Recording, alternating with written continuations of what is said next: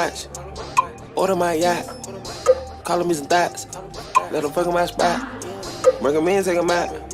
Stick it in, pull it out. Benjamin with his back. Cut the hairs on my eye.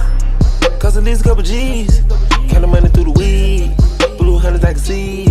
High tech's my teeth. Touchscreen heated seats. Two-tone for leak. I'ma struggle through the sheets. Pussy good enough to eat. You ahead of the game. I was healing the pain. I done made it through the rain. Damn, a young nigga made. Blue hundreds I'm paid. Now rock ball man. These are my jelly shades. Niggas still in my way. They still in your way. They still in your way. They still in your way. They still in your way. They still in my way. They still in your way. All of your bras petty. You niggas still out the sippin'. Don't know why you stuck in depression. We loaded, we on and ready. When they paper, my palm sweaty. Hard times make me hard headed. I was down and can never forget it. My caught him a hell of a sentence. Nigga friend and live with a menace. Let us shot it away from the realest. Just stay focused and handle your business. Just stay focused and handle your business. They ain't still in their way. They still in their way. Wait, you ahead of the game. I was healing the pain. I done made it through the rain. Damn, a young nigga made. Blue hundreds I'm paid. Now rock ball man. These are my jelly shades. Niggas still in my way. They still in your way. They still in your way. They still in your way. They still in your way. They still in my way. They still in your way.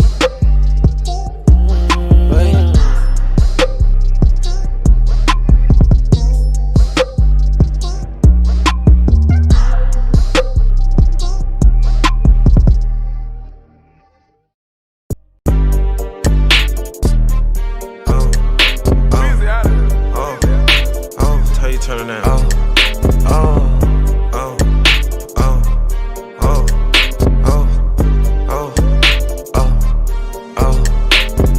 Big anaconda, count a whole lot of. Keep me some cash, cool on Matata. Whipping the jet, this not a monster. I need some air, who got a dollar? Who got a problem? Hit all the pins, who got the chopper? Once hit a game, fly helicopter. 21 foreigns, part of the copper. Do some tough shotters, you dress like a rookie. Spider my hood, niggas too boogie. We kill the bullies. I need a jet, I'm about to book it. My bitch bad, had to her pussy. Throw it in tussies. She want the game, but ain't nobody looking. Carpet all blue, just like Nipsey and Tuki. I'm with this hoochie, I'm deep in a coochie. We don't eat sushi. Never on time, it don't start till I land. Came with my brother, he fresh out the can. Pull up on thug, my man, 100 grand. Slimy, spilling, I slap with his hands. Man, got so much water, thought I pop me a Zan. Reach for this chain, I'ma pop me a nigga. Reach in the top, I was stuck in the middle. Don't talk the cops, but I tell you a riddle. Hit up the lawyer, no public defender. Shit get colossal, it used to be little. Shit get colossal, it used to be little. Rich like a monster, my exes is bench. Baby got pillows, I don't talk in pillows. Drive a Biscotti, ain't no vacuum sealer. Deal with the guys, cause ain't nobody realer. Big anaconda, count a whole lot of. Keep me some cash, cool on Matata. Whipping the jet, this not a monster. I need some air, who got a dollar? Who got a problem? Hit all the pins, who got the chopper? Once hit a game, fly helicopter. 21 foreigns, part of the copper. Do some tough shotters. Weezy out of here.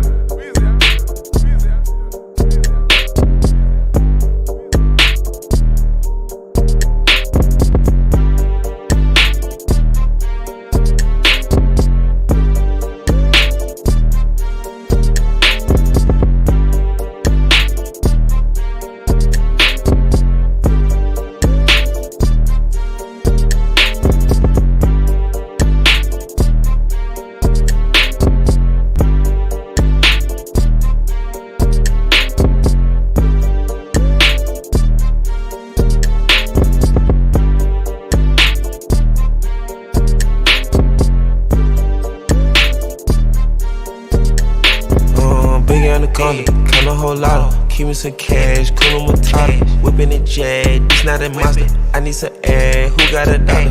Who got a problem? Hit all the pins, who got the chopper? Once hit a game, fly helicopter. 21 foreigns, part of the copper. Do some tough shotters.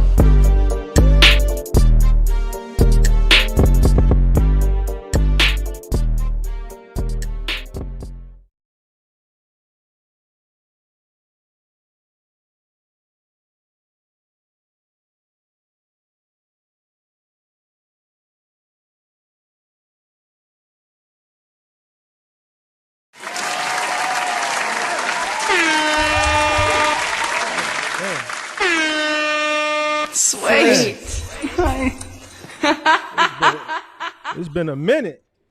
I forgot which buttons to push. It's been so long. I'm just kidding. It's only been a week. Actually, it ain't even been a week. I've been doing members only live streams. It's been a week since I've been on the public live stream. I forgot. I forgot which button to push. What's going on? How's everybody doing? Come on in. Make sure y'all hit that like button. Make sure y'all hit that like button. Let's see what we got. Then we're gonna get this show on the road. We're gonna try to keep it an hour.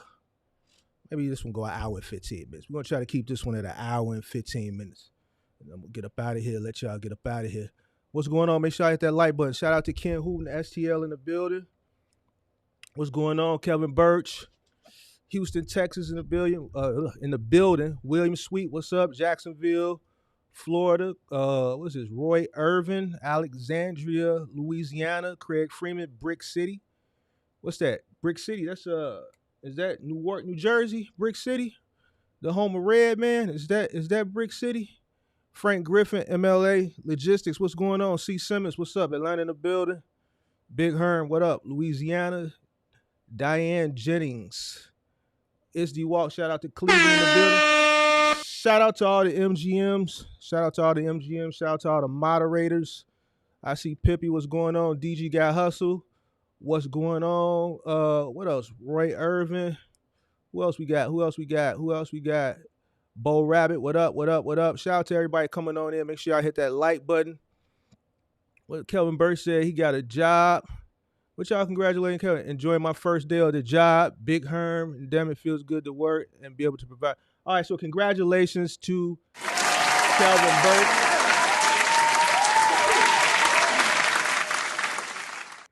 If y'all saw that episode from a few weeks ago, then y'all understand why everybody in the chat is congratulating Kelvin.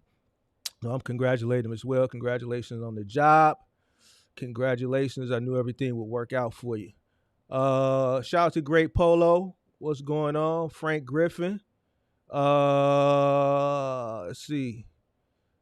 A lot of people congratulating Kelvin. Shout out to Miguel.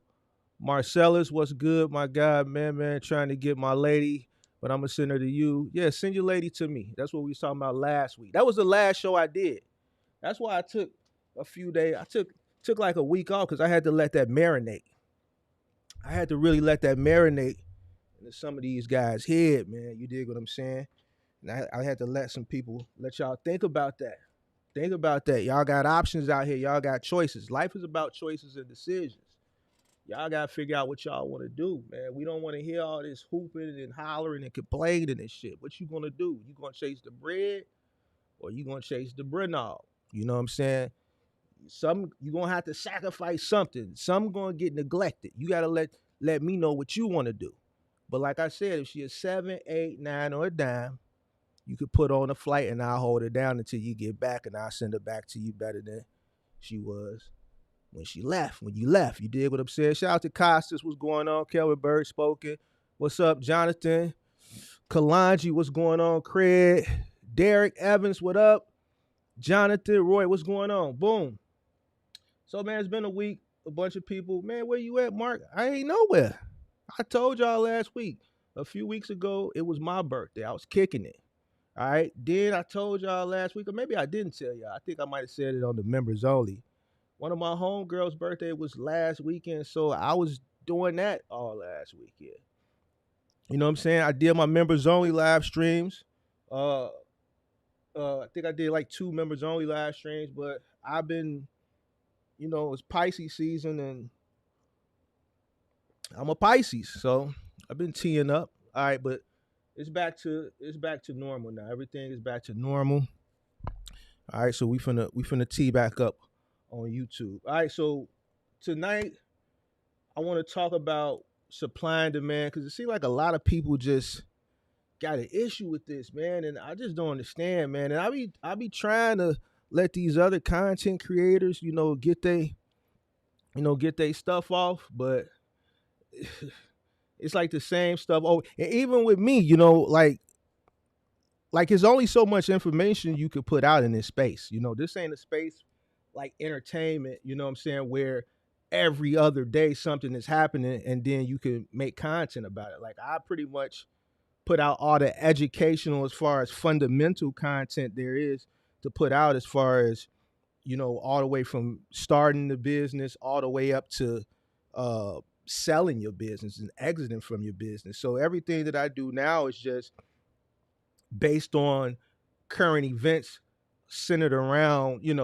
the trucking space, and kind of like giving forecasts and kind of advising people on what I would do if I were in the current situation of trucking active, uh, and kind of forecasting what's coming ahead so people can kind of take my my experience based uh, analysis and kind of keep that in the back of their head, and you know, you know, while they're out actively doing whatever it is they're doing, whether it be OTR, final mile, or whatever, kind of keep that in their head so they know how to progress going forward, because you don't want to get left holding the bag like a lot of people did, at the end of, well, not the end, but during the middle of 2022, going into 2023, all the way up until now. A lot of the PPP people that entered into this market got left holding the bag. It's unfortunate, but that's kind of what I try to prevent people from doing on this channel. So today I want to talk about supply and demand, and I want to break it down in layman's terms for y'all so y'all can understand why things are the way they are. Like, I be seeing people like, yo, man, like, let me say this, because, man, we always get new people coming to the channel. New people. I don't want to hear anybody come to my channel and say, man, the reason why things are the way they are is because people keep taking cheap freight, all right? I don't want to hear that. I hate hearing that shit. That's the dumbest shit you could say, all right? I know other content creators say that shit, but that's false. That's not why things are the way they are. And when you say that to a person who's educated, it sounds crazy. It sounds crazy. Individuals cannot or do not primarily control what happens. Not primarily, right? It's supply and it's demand. Supply and demand, simple. It's simple. So when you go around and you say, man, I can't make no money, they taking cheap freight. This is what I think about you. That's stupid. Use your common sense. Y'all killing me with this. That's what I think. I think it's stupid, and y'all be killing me when y'all say that. So y'all gotta stop saying it. All right. So we're gonna talk about supply and demand. All right. And I'm gonna bring up my whiteboard so I can draw a chart to help y'all kind of understand what's going on. So maybe if I bring up a chart visually, people can kind of get an idea, and I'll kind of use examples. I hate to use the pandemic, but I have to use that as an example of supply and demand in a good time period versus a bad time period, or maybe a normal time period, because what we may be in may be normal.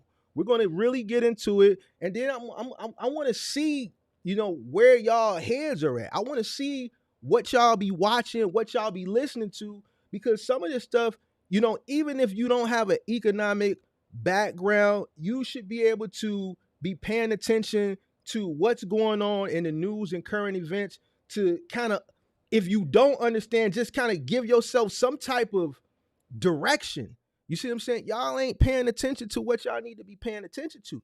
This is how the rich get richer and the poor stay poor. This is how I'm able to stay ahead of the curve. Listen, let me explain something to you. To the new people. When people make dumbass decisions, I appreciate that shit. I appreciate when you go out and do dumb shit with your money. I'm the type of person who is going to take advantage of the fact that you want to continue to do dumb shit. You don't want to be the person that continues to do dumb shit, because you're going to continue to lose. If you want to win, you have to change your mindset. You got to change your mindset. But If people want to go out there and continue to do dumb shit, I'm all for it. I'm all for it. I'm all for it because I'm going to be the person that buys your assets on pennies of the dollar, and I'm going to sell that shit back to you higher than you sold it to me. I'm going to take advantage of you. And that's how you make money. The people who came into this industry during the pandemic that didn't know what the hell they were doing, they were ignorant. They came into an inflated industry. They came in high. They bought in high. Then they ended up failing, and they ended up selling lower. They ended up getting their shit repoed, and their credit is messed up, and they just rock bottom. And somebody has purchased that repossessed truck for pennies on the dollar, or they ended up having to sell their truck for pennies on the dollar because, they probably cashed out because they had the PPP, right? And then they ended up having to sell that truck for pennies on the dollar. All right. So boom. Let's do this real quick. Let me just we're going to pull up a graph. We're going to make it real simple. All right, boom. Lou Jackson used to always debate me on supply and demand. We're going to see what Lou Jackson got to say. I see Lou Jackson in the building. My loads I book is 185 a mile. I sit a day and be patient. Well, that's one thing you can do. Or you can understand what you're investing into before you invest into it. And I'm not speaking to you directly. I'm just speaking in general, understanding that when you come into this business, it is a bit, especially if your OTR is based on a market, and that the market is going to go up and it's going to go down. So when you initially come in, you set yourself up so that you're good either way. You're good either way. If I was to come into the trucking business right now as an OTR driver, I would set myself up for success. I could give a damn if another pandemic comes, I'm going to be good. Or if the economy crashes, I'm going to be good. I'm not going to put myself in a tricky situation because I understand what I'm investing in, and I know there's going to be good times, and I know there's going to be bad times, and I'm going to prepare myself for the best of the best, and I'm going to prepare myself for the worst of the worst. All right, let's get to it. All right, so boom, supply and demand. All right, we're going to make this real simple. All right, so boom. Usually I'm not really good with this, but all right, so we're going to draw this axis. All right, now it ain't going to be a straight line. All right, let's draw this axis here. And then what I want to do is I want to change, how do I change colors? No, I know how to change colors. How do I move this one? Let's keep it black. All right, so let's put over here, we're going to put price over here. And then over here, we're going to put quantity. All right, now this is something I learned back in the day in school, all right? Now what I want to do, all right, is this. All right, let's talk. Let me change this to blue. All right, so boom. During the pandemic, a lot of people got a lot of money, right? Everybody got money. You got money. Other people got money. Just everybody had money. Like the crime kind of went down. It wasn't as bad as it is now. Why? Because everybody had money, and when people have money, they kicking it, right? So, and what was people doing when they had money? They was spending it, right? So we're going to draw this line. All right. This line is going to represent demand. All right. And now we're going to draw another line. And this is going to represent, oops, I don't want to put that. Let's put this in. Let's change the color to that. Let's gonna put that into, oh shoot. Told you I ain't good with this. Hold on. Move this back. Let me move this back. Shoot, hold on. All right, let me move this over here. All right, this is gonna represent supply. All right, so boom. During the pandemic, everybody had a lot of money and demand went up. Now, it don't matter how you look at it. It's a straight axis going one way, supply is a straight axis going the other way. All right. During the pandemic, demand went up, right?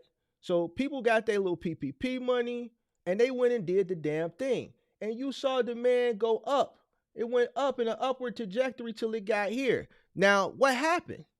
As demand went up, manufacturers, companies had to order more stuff. Manufacturers had to produce more product to meet the demand, right? Because people had money. They had money, man. The people that were spending money during the pandemic wouldn't have been spending it if the government didn't give them the money to spend. They would be in the same boat that they in right now, broke. They would be broke. Hit the like button. There's 72 people in here. We got 39 likes. Hit the like button. All right. So now demand went up. All right. So as demand went up, supply started to go up to meet the demand, right? With increased demand and not enough supply, prices went up all across the board. Why did the suppliers and the manufacturers go up on the prices? To maximize their profitability. See, no one cared about paying more for shit during the pandemic because they had a bag. People wanted to spend the bag. They weren't thinking about prices. They was living like a person who got a bag. When I go to a restaurant, I just order. When they bring out the book with the receipt, I just put my card in it. My ex had to stop me from that shit. She was like, why you don't never look at the receipt? What if they put something on here that we didn't order? And sure enough, that day, they put something on there that we ordered. I wasn't used to looking at the receipt. She would always look at it. I just put my card out there. So you had a lot of people doing that during the pandemic, right? Because they had a bag, man. Some of these people never had $20,000 a day in their life. So the stuff that the stuff that they were spending money on, they really didn't understand that they were paying an inflated amount for that stuff, right? And there's reasons why prices went up outside of the fact that demand was high, supply chain was difficult, getting people to work, wages went up, so on and so forth, right? So now the supply is increasing, right? Because you got people that are in the space that are bragging about how rates are, not understanding why the rates are going up. And then this word spreads to people who aren't in the space that turn into influencers. And then they create pages and stuff. And then they get to talking about getting the trucking. We making gazillion, gamillion, zillion dollars a mile. This is how you build generational wealth, so on and so forth. So now that the word is getting out that trucking is this great thing and it pays so great in that, man, you mean to tell me trucking, you could make this much money in trucking? How come nobody never told me this before? I would have went and got into trucking. People thinking this is the way it always was. So now that the word is spreading, the supply starts to creep up. Right? Supply starts to creep up, right? All right. Now, with all the free money that was given during the pandemic, what comes after that? What comes after that? A correction. A correction. The same thing that happened that I was talking about in 2022, one of the first videos that I ever did. I did a video called The Box Truck Bubble. This video got so much hate from the box truck content creators because I was telling people what was about to come from an educated economical standpoint, understanding that my competitors in the space didn't understand economics. So I said, well, this is my lane. This is my competitive advantage as far as being a box truck content creator on YouTube. Looking at that content, it's cyclical to everybody else's. Why my competitive edge is I'm a business major. I understand economics. So I'll attack this from an economical standpoint. And with doing that, it gained a lot of hate towards me and towards the channel, right? Because people were in a euphoric phase of a bubble, which is stage 3 of a bubble, a euphoric phase, right? And they were just on cloud 9. And they thought that what they were in, it was just the way it was. It was always going to be that way. And here comes this pessimistic guy who's hating because we're running up a bag, and he's talking about he's getting out. Well, he must be getting out because he don't know what the hell he's doing. I don't even believe he owned trucks or was in trucking because we running up a bag. So if he was really in trucking, he wouldn't be leaving right now. But then it goes back to what I talk about, the fear and greed index. When people are greedy, be fearful. And when people are fearful, be greedy. People were greedy.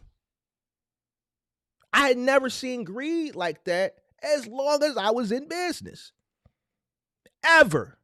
Now, I understood why.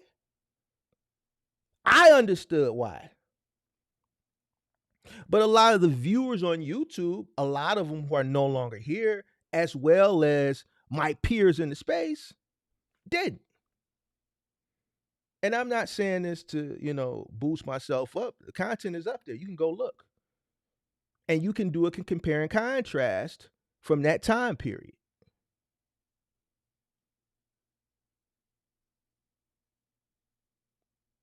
So when opportunity presented itself that I knew would never come around again, and understanding economics, I took an opportunity of a lifetime. If I can buy a coffee mug for $1, and if every coffee mug, or if there's a shortage of supply on coffee mugs, because for some strange reason, coffee has just become this thing that everybody must have, but there's a shortage of coffee mugs, and I got this coffee mug that I've used over and over and put in my dishwasher over and over again that I bought for $1 off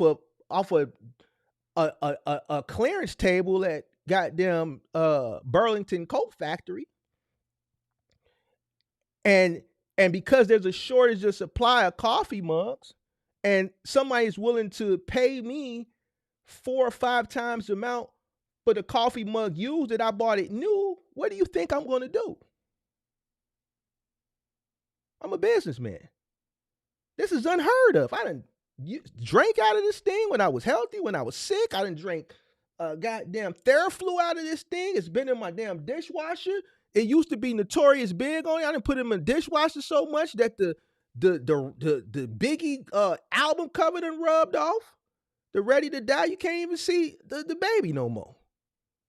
But if somebody willing to pay me, let's say 10 times the amount, give me $10 for something that I bought off the clearance table for $1 that's used and beat up and the image ain't on here no more, man, it's gone. Why? Because I'm following the fear and greed index. And it has never proven me wrong. In anything that I invest in that's market-based, crypto market, stock market, trucking market, car market, whatever. When people are greedy, you should be fearful. When people are fearful, you should be greedy. When people were fearful, when that greed turned to fear, I started buying up assets. Why? Because people was broke and I had cash on hand. You know what real entrepreneurs call cash? We don't call it cash. We call it dry powder.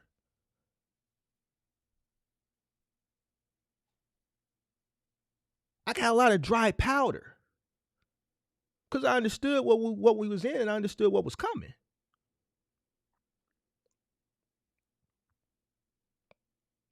So when you say, man, they taking cheap freight, it's just the stupidest shit. Makes no sense at all. What one person takes or don't take ain't gonna dictate to me if I'm gonna make money or not. It's just not. In any market.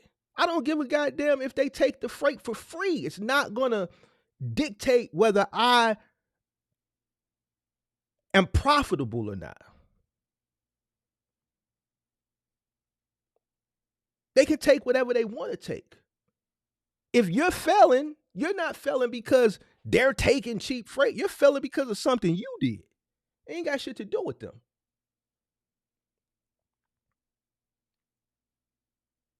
If a person buys an asset, let's say Bitcoin. Let's say they bought Bitcoin at the top of the market last cycle, 2021. They bought it for $69,000. And it never, and it retraced and it kept retracing, went down 85, 90%, right? It never went above 69,000. They bought at the top of the cycle, right? They bought at the top of the cycle. Now, if I bought it at 50,000 and I sold it at 60,000, I made a smart decision. It's not my fault they bought it at 69,000. It's not my fault an individual came in, they bought a box truck for 100,000 that was only worth 20,000. If you bought a $20,000 box truck for $80,000 or $100,000, and you're complaining about the next person taking cheap freight, the next person, what they taking and not taking, don't got shit to do with why you can't profit. The reason why you can't profit is because you bought a $20,000 asset for 4 times the amount because you were ignorant. And this is why you can't profit.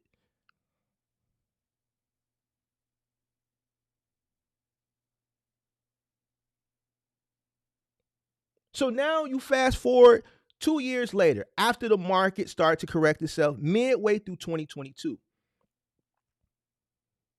That demand slowly started to ease, right? It started to go this way, right? But remember, supply was up here and it was continuing to go that way. Why? Because you still had retards telling people that trucking was the best thing ever, which it can be. But they were telling people this for all the wrong reasons. Marky Mark was telling you, man, no, we going in a decline. I don't know what y'all looking at or what y'all thinking about, but the market is finna go this way. Go watch the box truck bubble from 2022. People just didn't see it.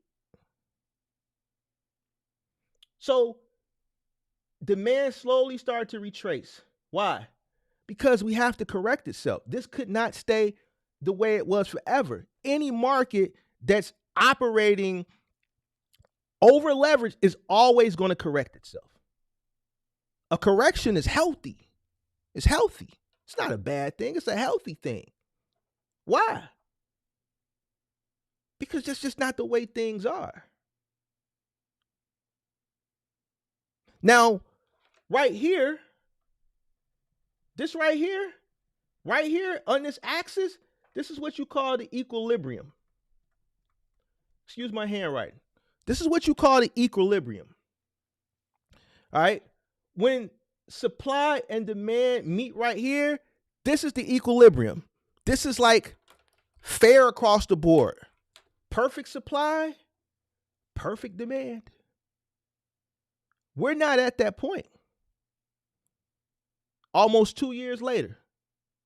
Next month will be 2 years when I saw the market beginning to retrace and correct itself. We're not at that point. Why? Because you still have an overabundance of supply and you still have a bunch of people, believe it or not, there's people still entering into the space. There's still people entering into the space. Right? So now prices retrace. Demand retraces. Supply is still high. So if there's an overabundance of supply and demand is retracing, prices retrace. Prices go down. Prices shot up during the pandemic. Prices are going down. Rates are going down.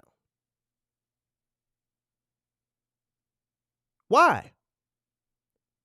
Because you have an overabundance of competition. There's not enough work for to go around for everyone for a fair, let's say, and that's not even the word I want to use, but let's just put it in that way, because there's somebody out there that's watching right now that's still saying, oh man, stop taking cheap freight.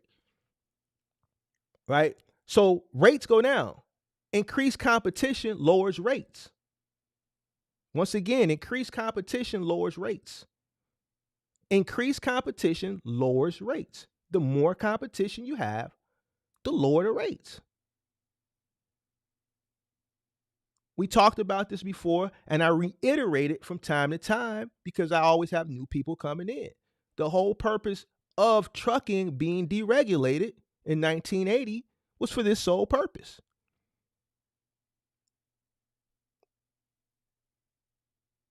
To keep rates as low as possible so those savings can ultimately be passed along throughout the supply chain and ultimately to the consumer. If people And trucking companies were able to control routes and control rates and not be regulated, then the cost of basic essentials would be a lot higher even than what they are now with the 5.5% inflation rate.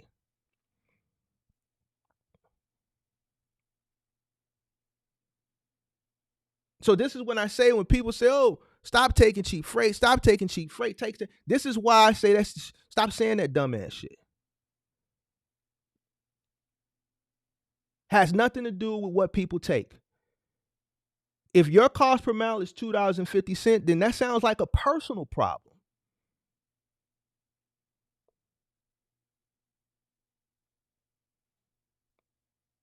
If your cost per mile is $2 and mine, let's say, is $1, and we're fighting for a load. Matter of fact, we're not even fighting for it. Because I can take it for $1.50. So if I take it for $1.50, and I'm just using these numbers as an example because they're good whole numbers, I would be the guy that you're saying taking cheap freight because you think $1.50 is cheap because your cost per mile is $2, and you heard somewhere that you shouldn't take nothing less than $2 or $2.25 or whatever the hell these people be talking about. I don't care if they say don't take nothing less than $1.50. Then I'll take it for $1.25. Why? Because my cost per mile is only $1. That's not my fault that your cost per mile is a lot higher. It's not my fault you got a 2023. That's not my fault that you got points on your MVR, so your insurance is higher. That's not my fault that your broker got the best of you and told you that only Progressive would insure you, and there's a gazillion other insurance companies out there that he didn't take the time to shop you and just told you that because he knew you were ignorant because you ran your mouth and you told him how happy and excited you were that you got you a box truck and you were new to the business and you're finna create generational wealth. And he's just listening to you like, man, I got me one. That's not my fault.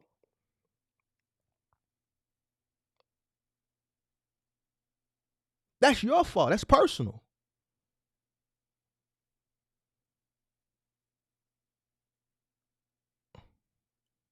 This is an industry that's very and highly competitive. And you have to understand that coming into this business from the gate. You think I give a goddamn? Well, man, you can't take that, man. It's taking food off my kids' table. Fuck your kids.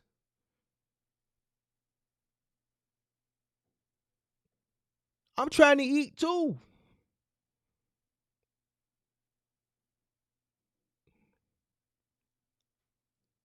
And if this the only thing that's on the table and I can afford to take it and profit, I could give a damn less about what it costs you to run your truck. This is why it sounds crazy when you say that shit. It's just like this. You got a McDonald's on one corner, you got a Burger King on another corner. McDonald's sells the Big Mac. Burger King sells the Whopper. They're in direct competition with each other, day in and day out. You ever wonder why when there's a McDonald's, there's a Burger King right across the street in most places? You ever wonder why? Because Burger King lets McDonald's do all the R&D, and then they just open up right across the street from them.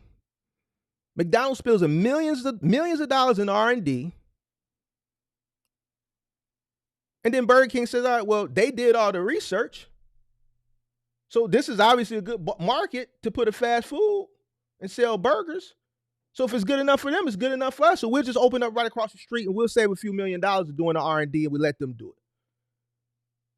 Now, if they got the Big Mac and they selling the Big Mac for $5, and let's say Burger King is selling the Whopper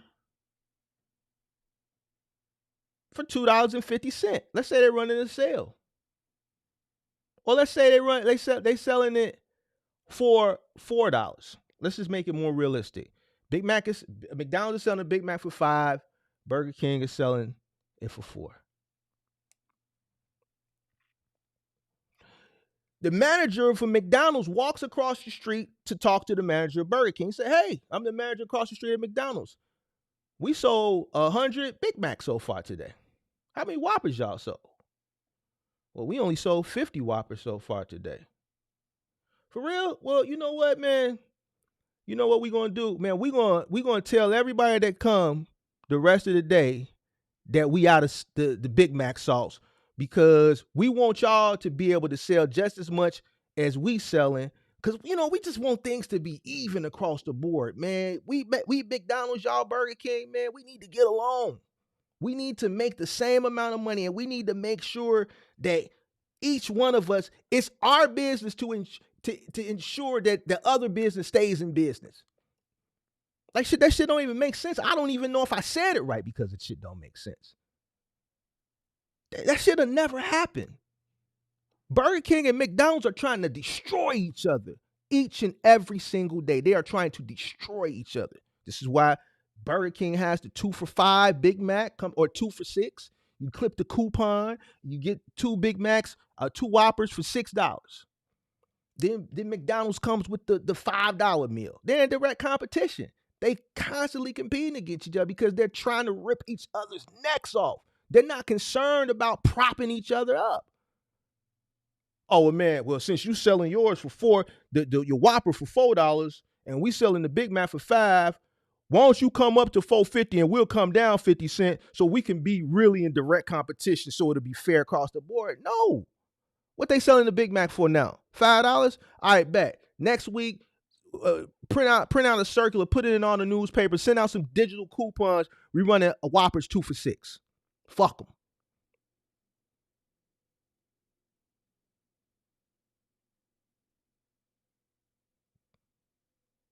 Do you think they say, oh, man, Burger King is selling Whoppers 2 for $5 or 2 for $6?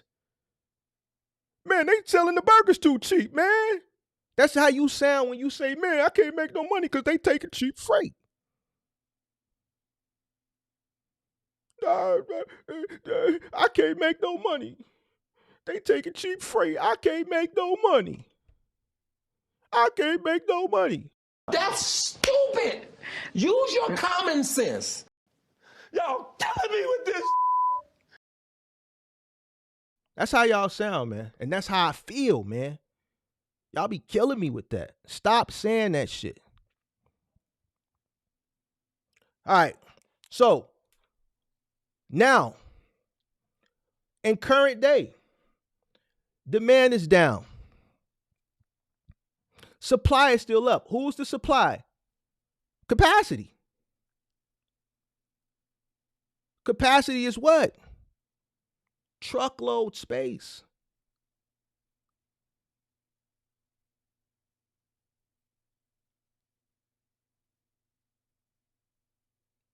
So now you have even more competition because you have a bunch of little people with their truck scurrying for whatever is available, which constantly driving the rates down. Remember last year when freight waves was, second quarter of 2023 rates are going to go up. What did I say? I said, no, they're not. I said, no, they're not. Go back and look at the content. The people that's been following me for a minute know I said that. I said, no, it ain't. Well, man, FreightWave said it. Man, I don't care what FreightWave is saying. You know why I don't care? Because the information that they were basing their forecast on is not going to determine if the rates were going to go up. What do I always say? Consumer buying behavior. Consumer buying behavior. In other words, in layman's terms, to people who don't understand what consumer buying behavior is, in layman's terms, follow the money. Follow the money. Listen, you can never go wrong when you follow the money, man. Why y'all sitting up there listening to all these dumbass people who don't know shit about economics? They saying all this dumb shit when the only thing you got to do is follow the money. You know why I can constantly, for 2 years since I've been on YouTube, forecast right? Because I follow the money, man. That's it and that's all.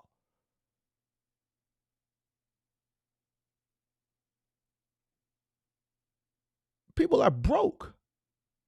But then again, they're not broke. And we're going to get into that, and I'm going to explain to you why in one way they say, well, the economy is broke, people are broke. But then another way they say, well, people are still spending money. This is why the Jerome Powell can't lower the rates. And I'm going to explain to you what's going on. So that's supply and demand. It's simple. This is where everyone needs things to be, right here in the middle, which is the equilibrium point. But currently, demand is down here, currently, and supply is still somewhere right here. You need everything to be right here, or close to this point as possible, for things to get better.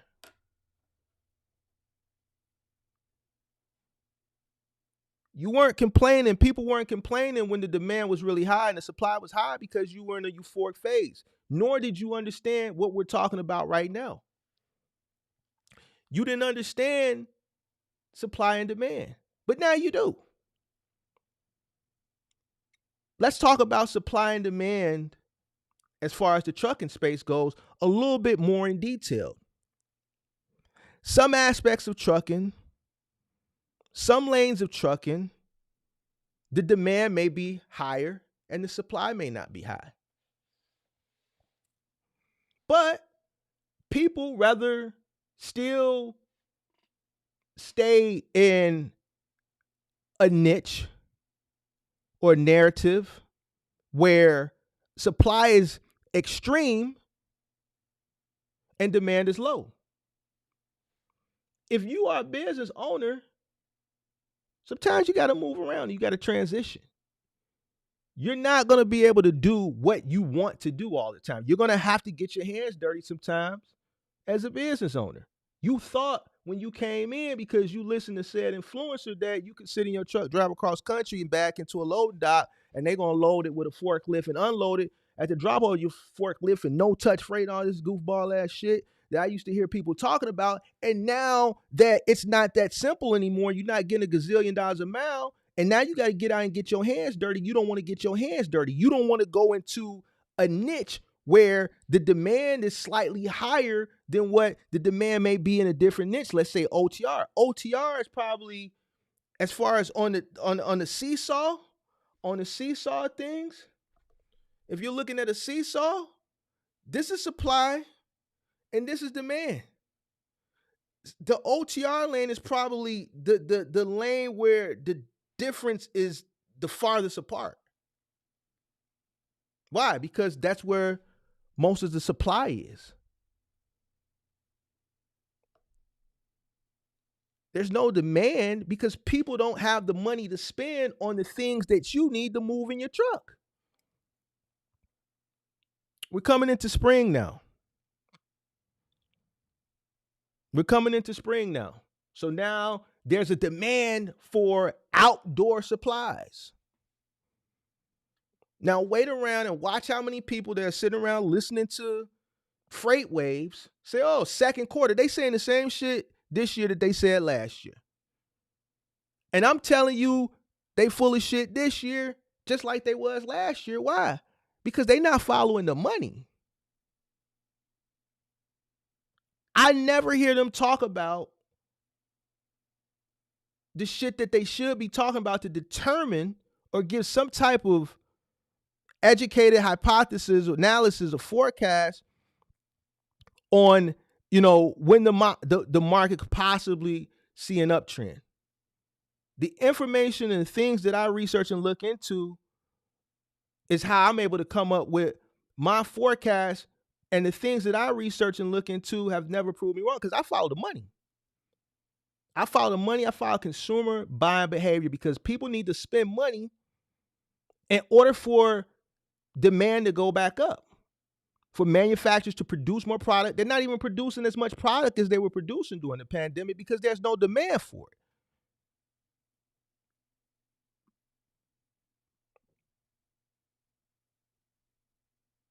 There's no demand for it. So now is a time where I talked about in January, and I stopped talking about that maybe people who have been struggling in one niche should be trying to transition into another niche where there's lower supply but a greater demand. But if you want to continue to stay in a niche that the supply far out exceeds the demand, then that's on you. And this is why you're going to continue to be in the position that you're in, complaining, saying that some guy is taking cheap freight, which makes completely no sense. And to the people out there that are watching this that say this, I pray that you're upset. I hope that you say, man, F this dude. I hope you're mad at me right now, because if you are, that means you feel crazy. And this is what I want you to feel, so that you don't make this mistake again, and that you don't go out in public and say things and sound crazy.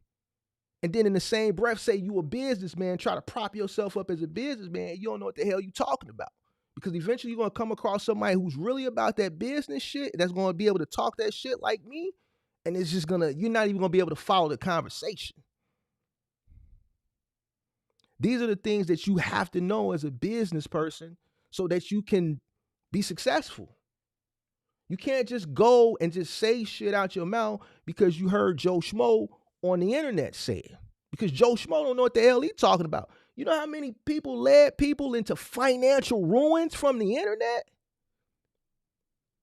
You know how many content creators led people into financial ruins? 2020, 2021, 2022 from the internet. Because they didn't know what the hell they were talking about.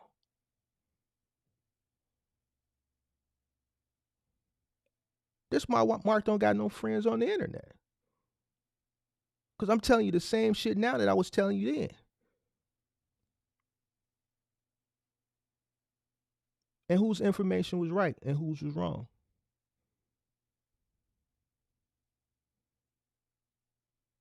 All right, let's get into the next thing I want to talk about. So, all right, let's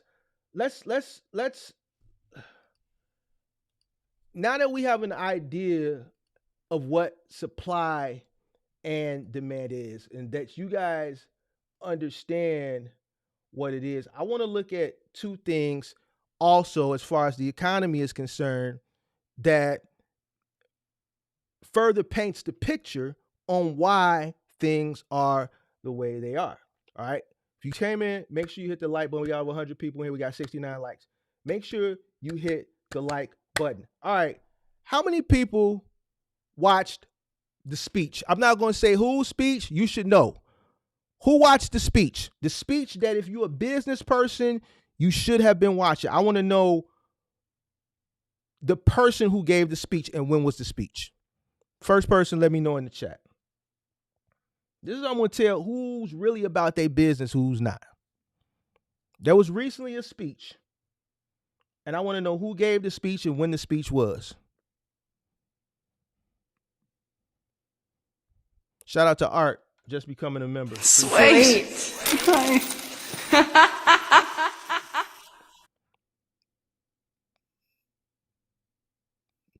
I knew somebody was going to say State of the Union. Wrong, though. No, everybody that's saying Joe Biden, you're wrong. You're wrong. If you said Joe Biden, you're wrong. All right, Tanks Garage, first person, Jerome Powell. Listen, why would anybody, listen, even if he did give the speech, why would you listen to this guy? This guy doesn't even know nothing, man. It's not Joe Biden, all right? Even if it was Joe Biden, it wouldn't have been Joe Biden. I would never, that guy doesn't, nothing, bro. Jerome Powell. All right, so Jerome Powell gave a speech yesterday, and he's the head of the Fed. He's the person who is in charge of trying to get the economy back where it needs to be. All right, trying to get the inflation rate down to 2%. All right, right now we're at 5.5%. He promised 3 rate cuts this year, but we're going into Q2, no rate cuts in sight. They don't know when they're going to do the first rate cut. We talk about it here on this channel from time to time. Why? Because people are still spending money, right? So on one hand, they're saying, people are broke, which they are. But then on the other hand, people are still spending money, which is why they can't soften the inflation rate, and they're keeping it where it's at to try to encourage people to stop spending money. But I uncovered some stuff. And, I used to say, kind of get used to the way things are because I don't see things changing anytime soon. I've said this a numerous amount of time. And he just kind of reiterated it yesterday. Now, that was good for investors, right? The stock market is great. The crypto market is in a bull run. You got both of those markets are in a bull run. Now, unfortunately, blue collar workers are suffering, but that's why we talk about investing. And that's why we have the investment club on the members only channel. And this is why I try to put it in people's mind frame. Listen, you're never going to get rich. You're never going to get this generational wealth that everybody you thought you was going to get with a box truck. You're not going to get that with just a box truck. You have to use your primary way of getting income, your active income, to invest into things that are going to give you passive income so that one day it's a possibility that you can get this passive income or you can reach this generational wealth. All right. So while you're in your box truck, the members who are in the investment club, they're in the same boat you are, but they're making exponential gains in their investments because both markets are in a bull run. It goes back to what I said earlier. And I know we got double the amount of people here. The fear and greed index. While you blue collar workers out there complaining, investors are making money. People with dry powder, cash on hand, we love the fact that you're complaining. Why? Because you're fearful. So now we're greedy. When you were greedy, we were fearful. This is why we have dry powder.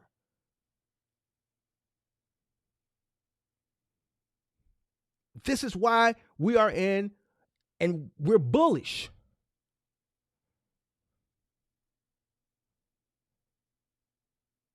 If you would have been doing, and I'm only speaking to people this pertains to, what you were supposed to be doing when everything was great, you would be celebrating now.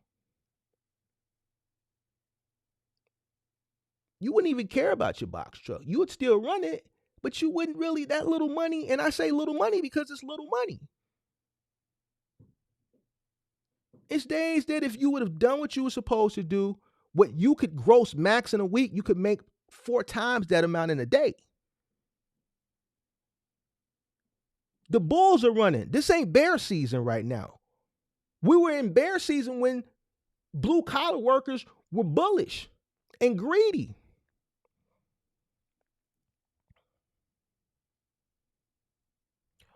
Why is Jerome Powell not lowering the rates? All right, let's look at these 2 articles real quick, and then we're gonna listen to some key points of maybe we should play the speech first. Let's look at this. Let's look at this article first. All right, so the job market, right? What happens after inflation? Normally, what happens after inflation? Let's see. I'm doing interactive chat. What usually happens after inflation? Let me see. Let somebody tell me what normally happens after inflation. Can somebody tell me what normally happens after an inflationary period? So we got Tank's Garage answered the first question I gave right. Let's see if somebody answers this question right. What normally takes place after inflation or transitioning out of inflation?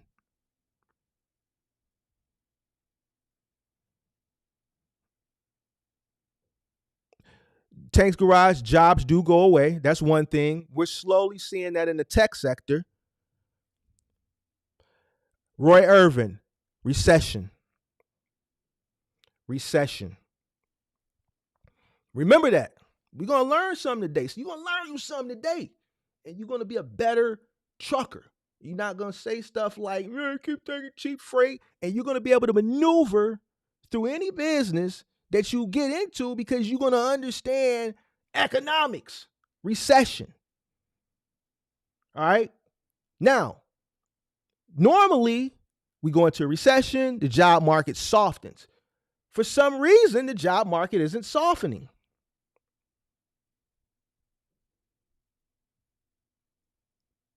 But it's done by design.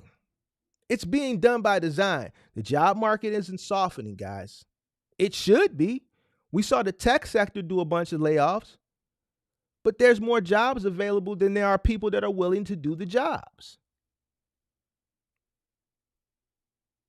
Which, in normal times of inflation, you would see the opposite. Now, I'm not going to read this article, but this article basically talks about how the job market isn't really softening. All right. Now, here's another article that is really, really good, and you should read it when you get a chance. CEO of Bank of America warned Jerome Powell, be mindful of relying on consumers to prop up the economy because they're beginning to burn out. They're already burnt out of cash. They're using credit. This is why the credit card deficit is so high. Jerome Powell, here's what he's doing. Let's listen to the speech.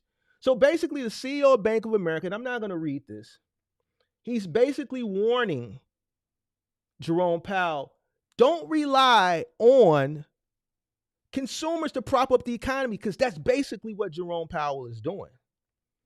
He's trying to set this thing up for a soft landing so we don't go into a recession. This is what he's trying to build his legacy on. Coming out of a pandemic, being the head of the Fed, the chair of the Fed, coming out of a global pandemic, right? Inflation is high. He's trying to get inflation back down to 2% without going into what normally happens as a recession. He wants this to be his legacy. He wants people to talk about him for generations and generations to come. All right. And they're telling him, don't trust these consumers. We're the bank. We know they broke as hell. We see their accounts. What's going on right now is fine, but don't think you're going to be able that you're going to be able to stretch this thing out for too much longer. Now, let's take a listen. Let's take a listen to this. It's 4 minutes, but let's take a listen to this. Here is Chair Powell. Now, this is 4 minutes of the speech. We're not going to go through the whole hour, but the first 4 minutes were very important.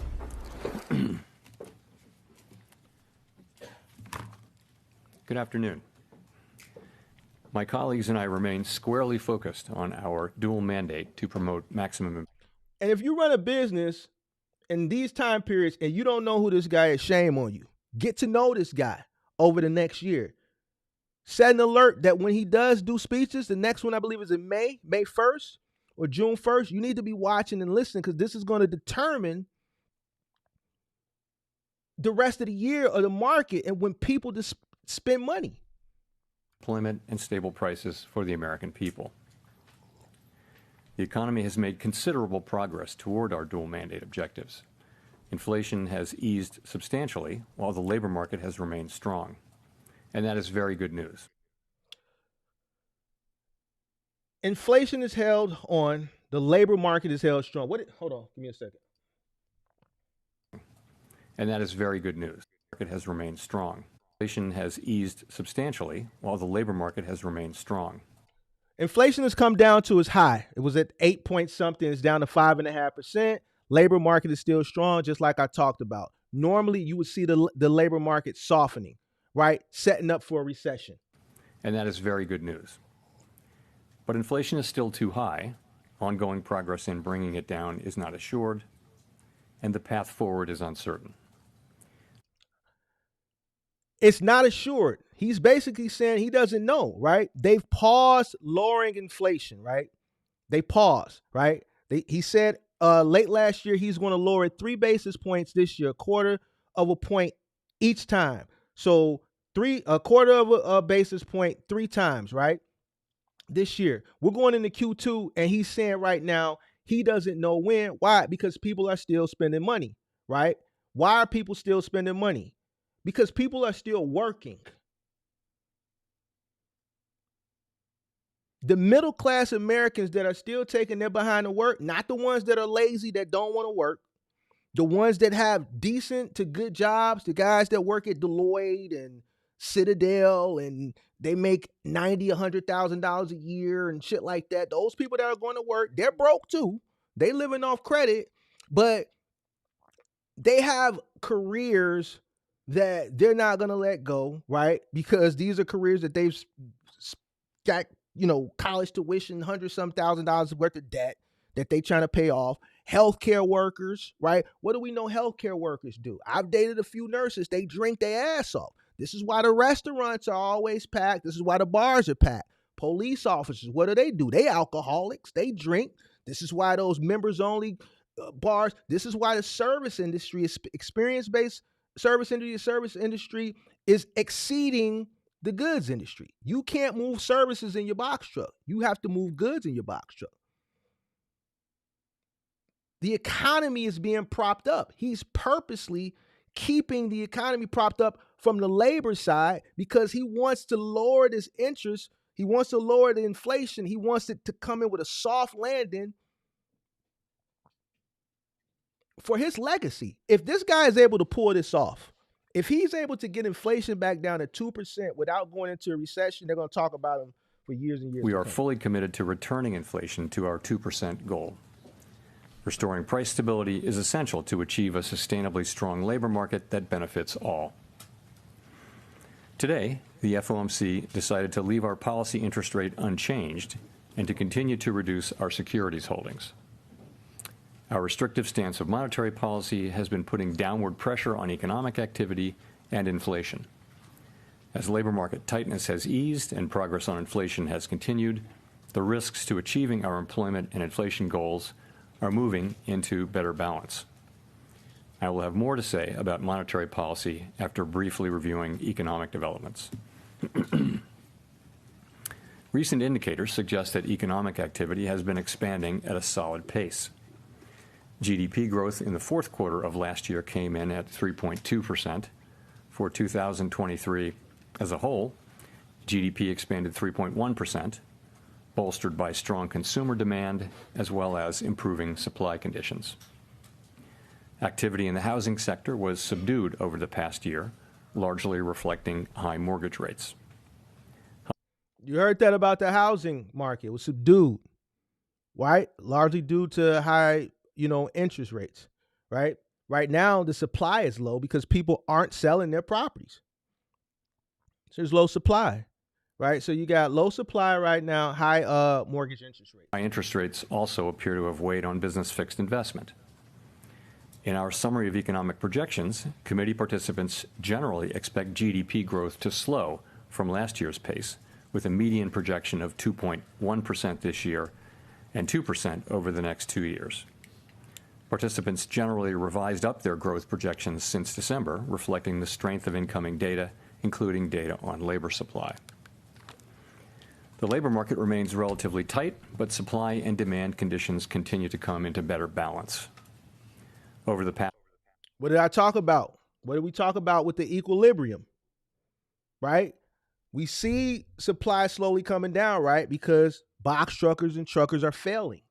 All right. If you are currently in this industry, remember, you can't care about what other people, you can't have feelings. This is competitive.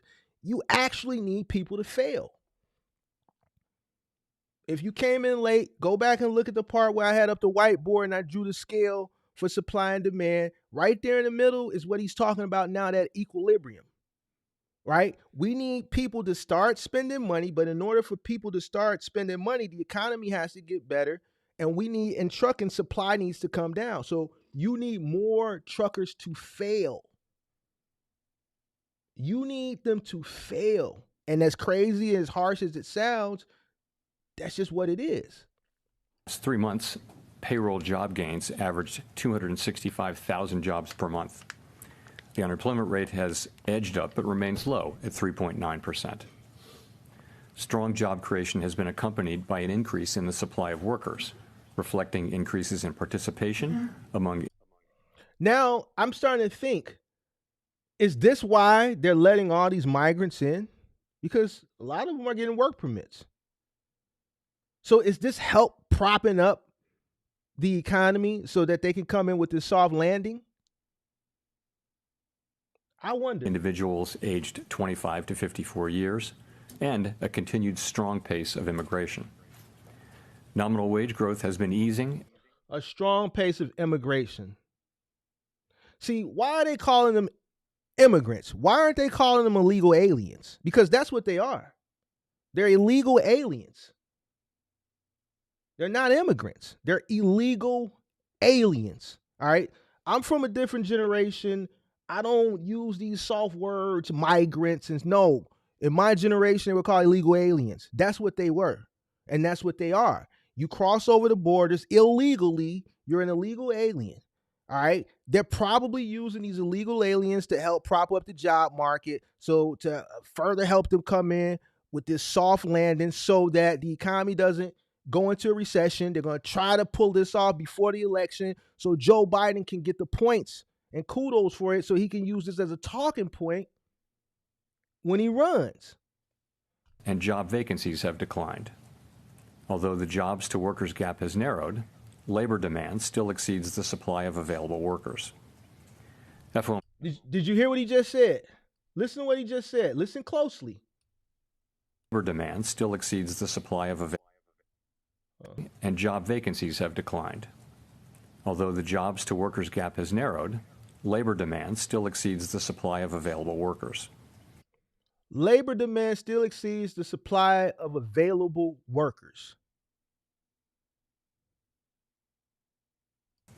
FOMC participants expect the rebalancing in the labor market to continue, easing upward pressure on inflation.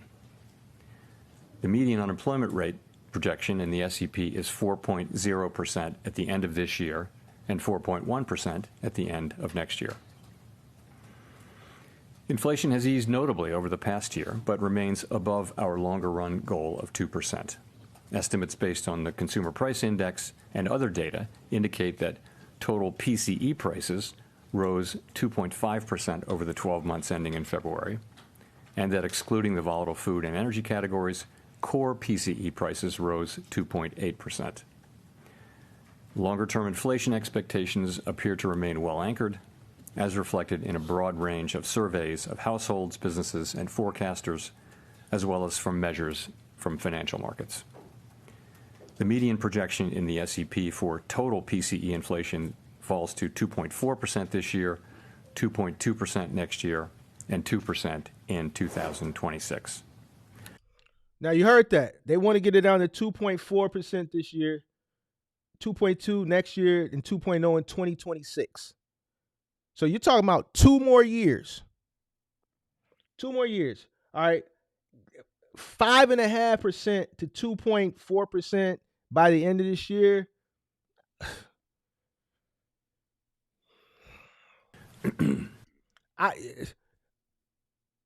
At the current rate, and since the last time they lowered, they've been keeping the interest rate at 5.5%, or they've been keeping the rates high, and because inflation isn't really easing because people are spending money. I really don't see it going from where it's at right now to 2.4% by the end of the year. I could be wrong, but that's a big decline. That's a big decline. And we're coming up on the summertime. And people spend a lot of money in the spring and summer. They travel, they go to festivals, they party, they're outside more, they do more things, on a daily basis than they do in the wintertime because people hibernate in the wintertime. People are more active during the summertime. So I just don't know, man. And then we got this election coming up. The Fed's monetary. Unless they're going to pull some funny stuff, you know what I'm saying? Then policy. It just happened normally. I don't Actions see it. are guided by our mandate to promote maximum employment and stable prices for the American people. My colleagues and I are acutely aware that high inflation imposes significant hardship as it erodes purchasing power, especially for those. No, those are the key words right there. High inflation. Listen to what he said. This is where it pertains directly to what you do as a box trucker. Listen, pay attention. Significant hardship as it erodes purchasing power, especially. My colleagues and I are acutely aware that high inflation imposes significant hardship as it erodes purchasing power, especially for those least able to meet the higher costs of essentials like food, housing, and transportation. All right. So inflation is detrimental to purchasing power. Goes back to what I said earlier. Consumer buying behavior. Follow the money. You can't move a nightclub in the back of your box truck. When I go to the nightclub and I get a bottle of 1942 and I stand on, I'm paying for an experience. I'm paying for the section, the sparkles and all that stuff that comes along with paying whatever the section costs. That's an experience. That's a service. You can't move that in your box truck. You need people to spend money on goods. And as long as inflation is up, and people are spending money on services to get their mind off how broke they are, and not goods, things that you can move from point A to point B in your truck, that's detrimental to what you got going on as an owner operator of a box truck business.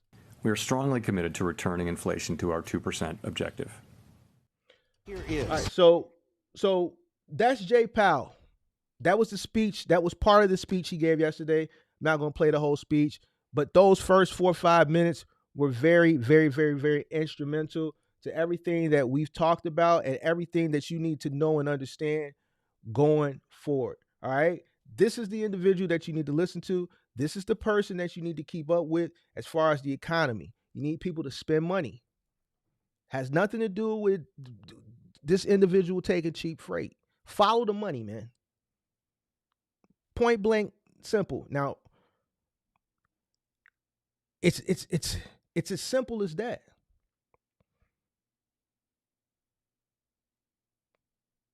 You need things to meet in that middle point, that equilibrium point that we talked about. Let me pull this back up. We need people to meet in that equilibrium point where I pulled it up right here in the middle. Right here in the middle. The equilibrium. For those who came in late, this may look scrambled, but the people who were here early, you know what this chart represents as I drew it, and the axis and shit like that. This is where you need people to meet, right here in this middle equilibrium. All right? We need demand to slowly creep back up, and we need supply to come back this way, right? Because supply was up here from, obviously, the pandemic of all the people entering into space. The market corrected itself. So demand came down. Supply was up. Supply has been slowly coming back down. We need demand to start creeping back up, and we need supply to continue to come down to meet right here in the middle, which is the equilibrium. For that happy median, for everybody to be happy, right? We want everybody happy so everybody can say, stop saying these things that they saying, and people can make money, right, with their box truck. So now they're able to make enough money, right? Hopefully they're able to make enough money, because there are still people out there that have a high initial cost. Hit the like button. But if the rates come up, demand comes up, supply comes down, rates get a little better for you, and you're able to live very, very modest, right? Get you some health insurance, take a small percentage of your earnings, invest that into things that will give you passive income, reoccurring investments. Then there's a possibility you can, maybe create generational wealth some years down the line. But guess what? That's not going to happen overnight. That's something that takes years to obtain, right? It takes years, right? But if you start now and you create a plan, and I'm telling you what you need to do, then you should be fine. All right. So hopefully now everybody understands supply and demand. You know, we don't want you out here sounding crazy when you be talking.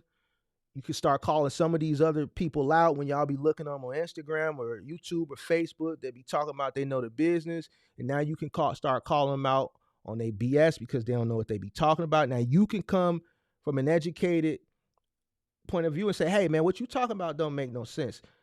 That little man taking that load for that rate has nothing to do with why the rates are the way they are. Why are you up here telling us this stuff and you don't know what the hell you talking about? All right. Now you could come from an educated standpoint and you could correct some of these guys that's out here spreading this misinformation. All right. Shout out to everybody that came in. Where we at? We at an hour and 23 minutes. Roy Irvin, Mark, CNN Business, Tammy Luby wrote about bringing in more illegal immigrants. I'm doing a show on illegal immigrants soon.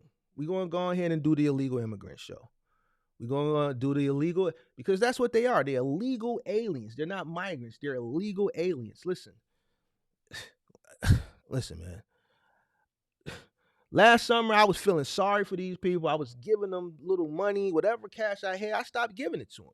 I see the homeless veterans on the street, the Americans, I give my money to them now, right? Because they're over here, they're causing trouble, they're fighting police officers, they're littering, you know, they're out here harassing our senior citizens, you know, as far as them coming in, they don't want to work. I watched an interview where one of the news anchors went down to the border and he was asking them in Spanish, like, man, you coming here to work? No, I don't want to work. I'm just coming here for the free benefits. They want the free benefits.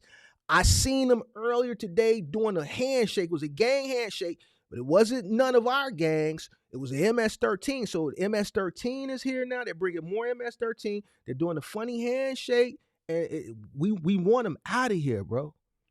See, because ain't nobody going to be satisfied until they do something to one of their loved ones or to one of their kids. And these cats, you got to understand, they come from different environment. They come, you know, they come from a different environment, man. Like, listen, man, we're going to do a show on them. I'm going to do a show on them soon, all right? But that's what they are, man. Shout out to 24K for that super chat. Thank you for all the information, Mark. Much appreciated. Appreciate you for tuning in. Let's see.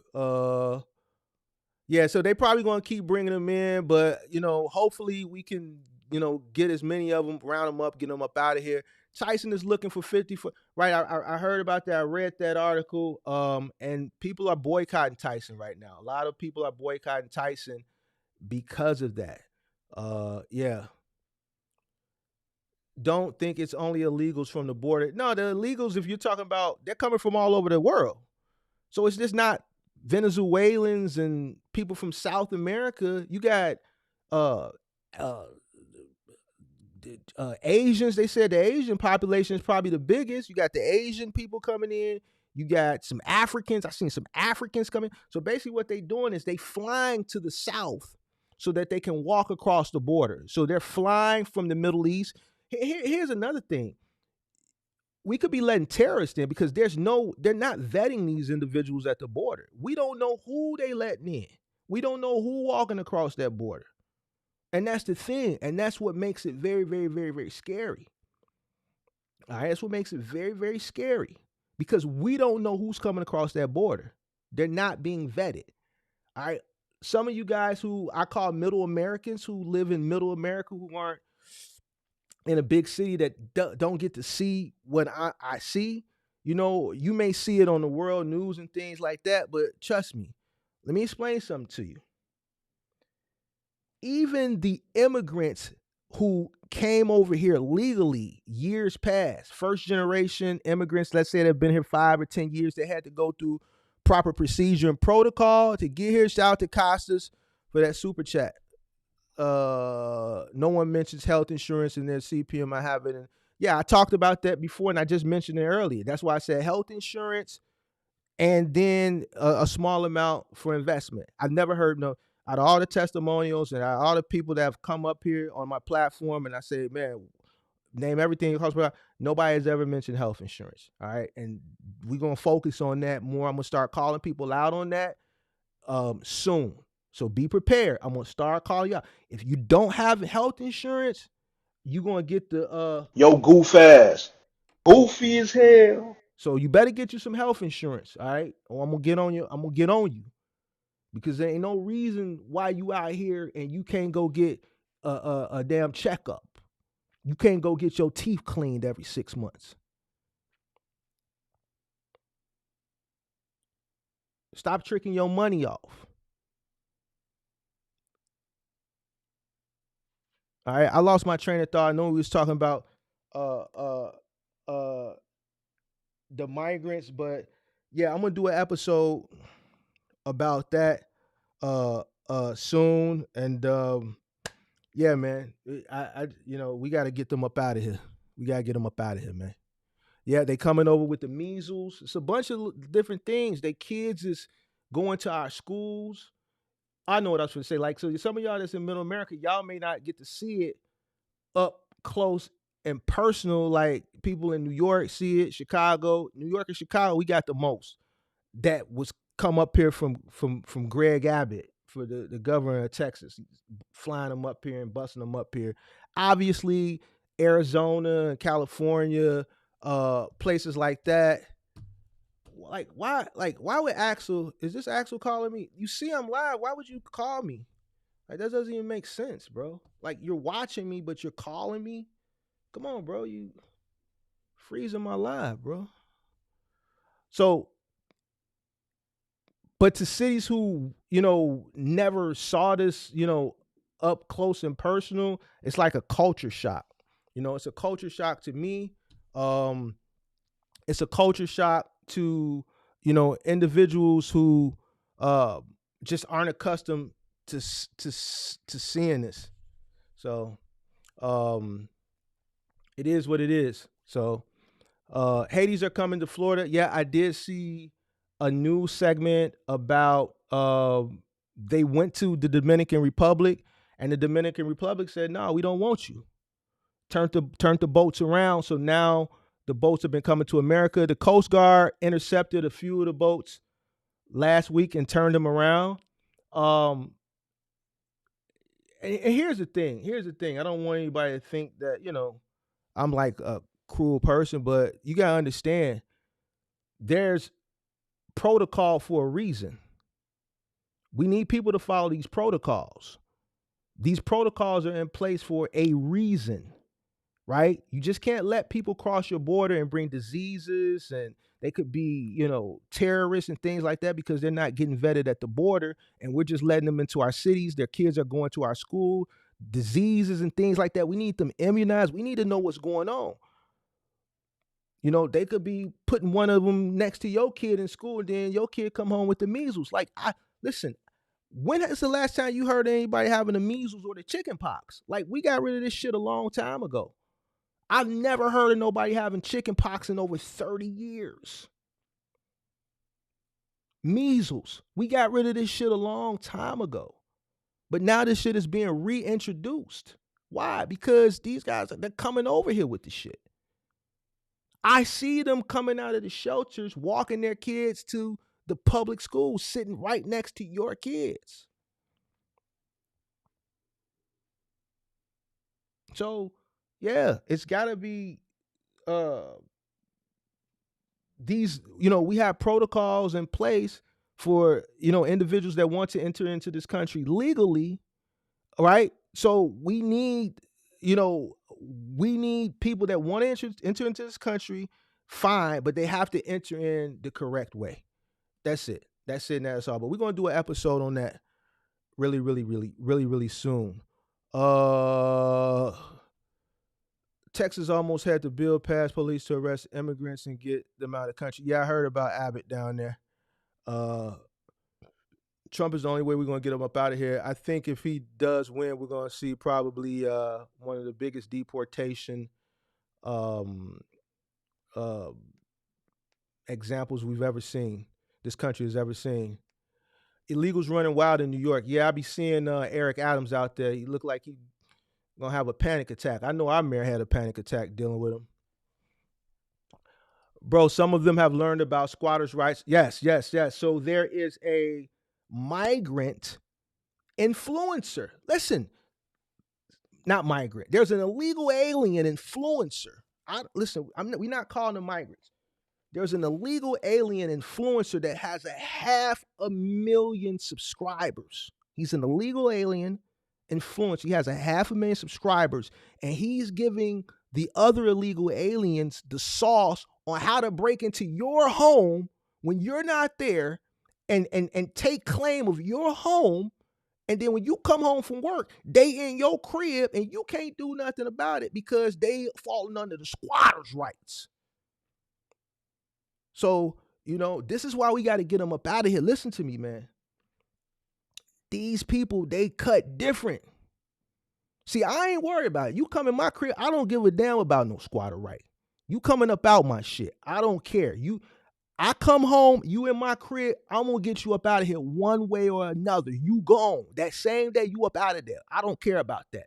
But some people out there, they want to follow the letter of the law. They worry about the law and shit like that. And listen, you in my crib, you ain't got no reason to be here. I'm going to get you up out of here one way or another. But they're this bold. They're this bold. In Brighton Park here in Chicago, they was knocking on the doors trying to push their way in people's homes. This is how I knew it was real, and then I'm going to let y'all go. When they first started coming here, the big influx last summer, the first areas they tried to drop them off at was the black community, right? They tried to house them in abandoned public schools and abandoned buildings in the black community. The black community said, nah, y'all ain't putting them up in here. This school been closed for 10 years. Y'all ain't tried to renovate this school, tear it down or do nothing with it. Now y'all want to bring these people into our neighborhood. No, black people stood on business. Well, then they tried to take them to the white community, right? Now, the white community here in Chicago up north, Lincoln Park, Lakeview, Bucktown, Wicker Park. Listen, they looking at like, we don't want them over here. It's an eyesore. We don't want them over here. It's an eyesore. We live in $3-4 million, 3-4-story homes. We don't want to see them standing on the block pissing and talking loud and doing whatever it is they do. We don't want that over here. So they say, all right, well, we're going to have to take them to the Hispanic community, right? These are Venezuelans and Ecuadorians or wherever they come from, South America, right? We're going to take them over to the Mexican neighborhood. They speak the same language. They'll take them in. So Mexicans stood on business. I swear to God, I wish I could find a news article.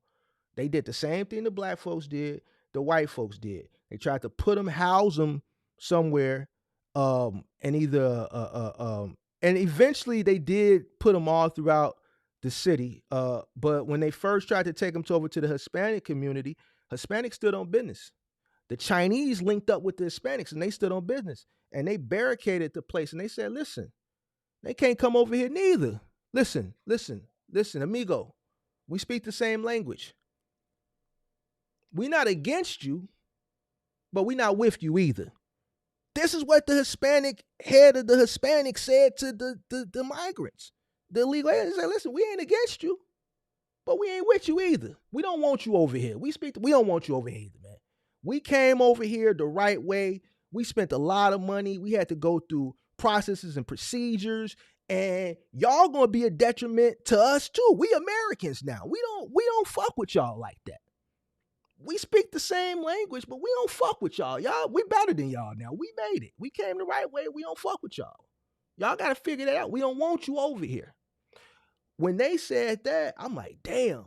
So the Hispanics don't want them over here either? That's crazy. Now, fast forward 8-9 months later, I see why.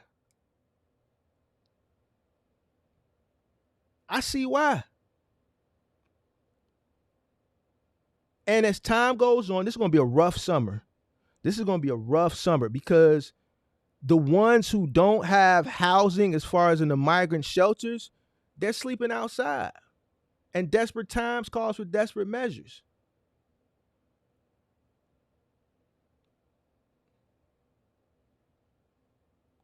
So, you know, they got to get up out of here, man. They got to get up out of here.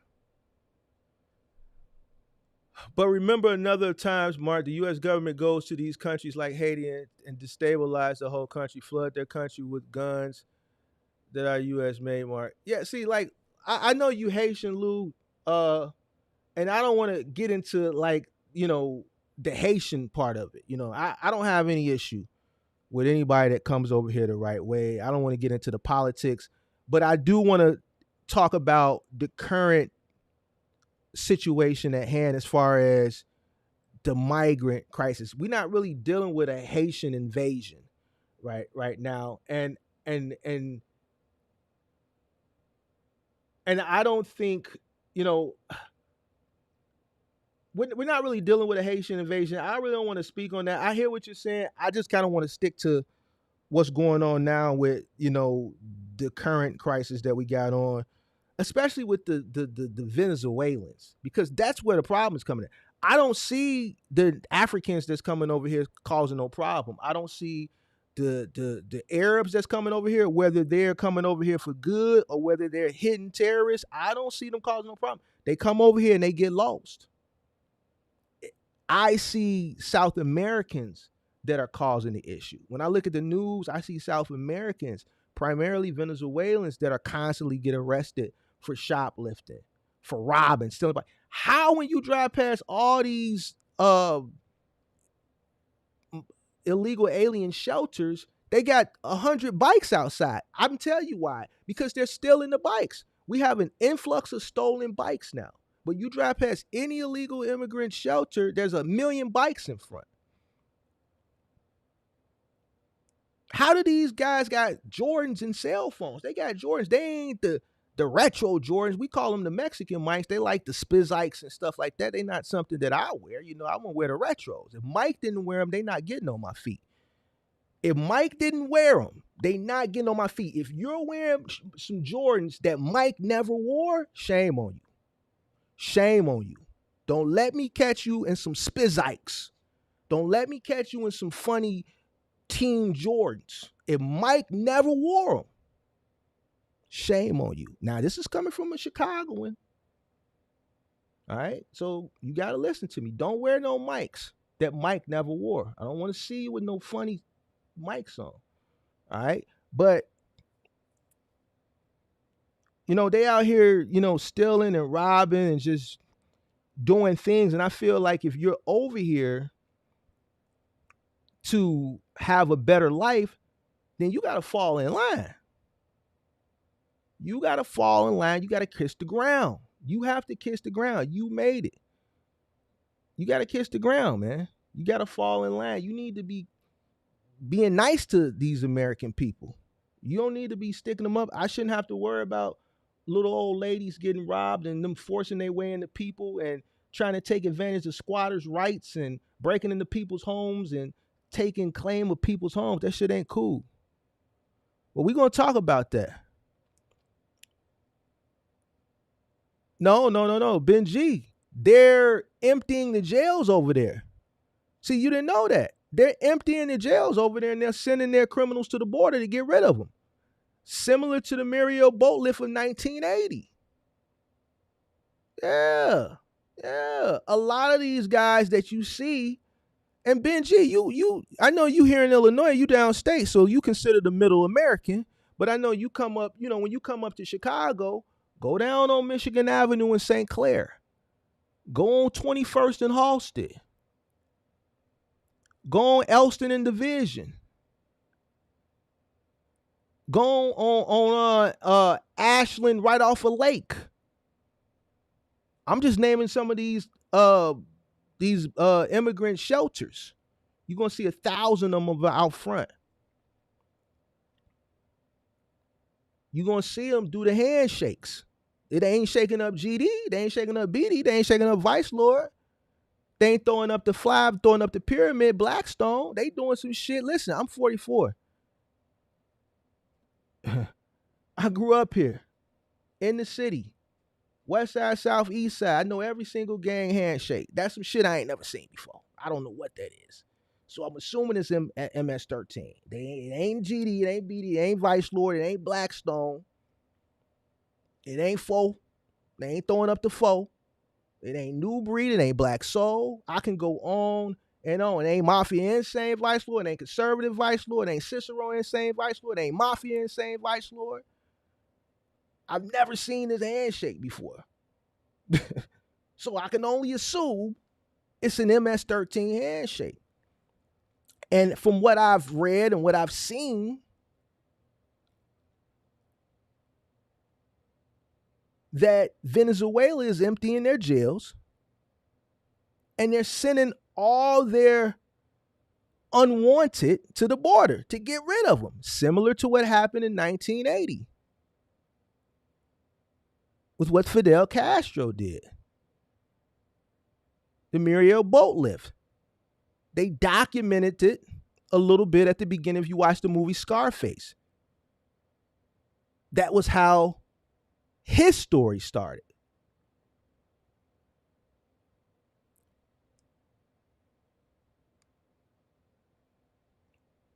Might as well get rid of them. Why? Shit, because now they can save money. They ain't got to feed them. They ain't got to worry about them. Just send them to the border. Give them a free ride to the border and dump them off on America and say, hey, well, you can't extradite them back.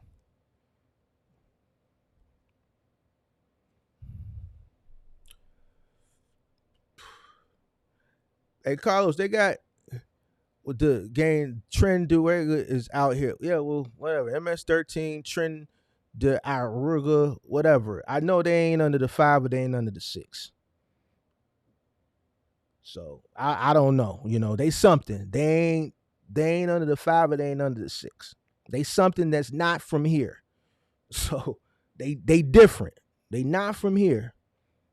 So now what more things that concern me is, okay, we got structure here. When these guys start going to the jail, they're going to have to form, like, what's going to happen when in the prison system? Because they never infiltrated our prison systems here. I know they infiltrated prison systems down in Texas and over on the West Coast, but they never infiltrated our prison systems here. We don't even have Bloods and Crips here in Chicago. Like, our structure here has been the same as it's been since its inception.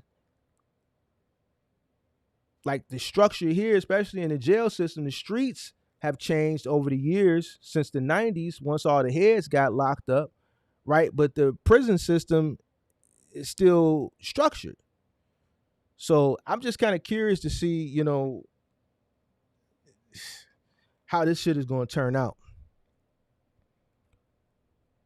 All right, so Mark, I believe it's going to be a war before the election. I believe it's going to be a war before the election. It may be. I don't know what type of war you're talking about.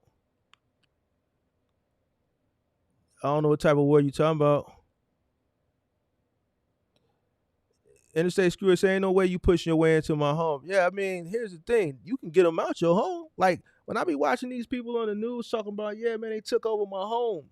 I'm like, well, why you just didn't put them out? Like, I don't understand why the news is there. I don't understand why you making a big deal out of it. I don't understand that when you walked in your crib and somebody was sitting on your couch, why you just didn't put them out?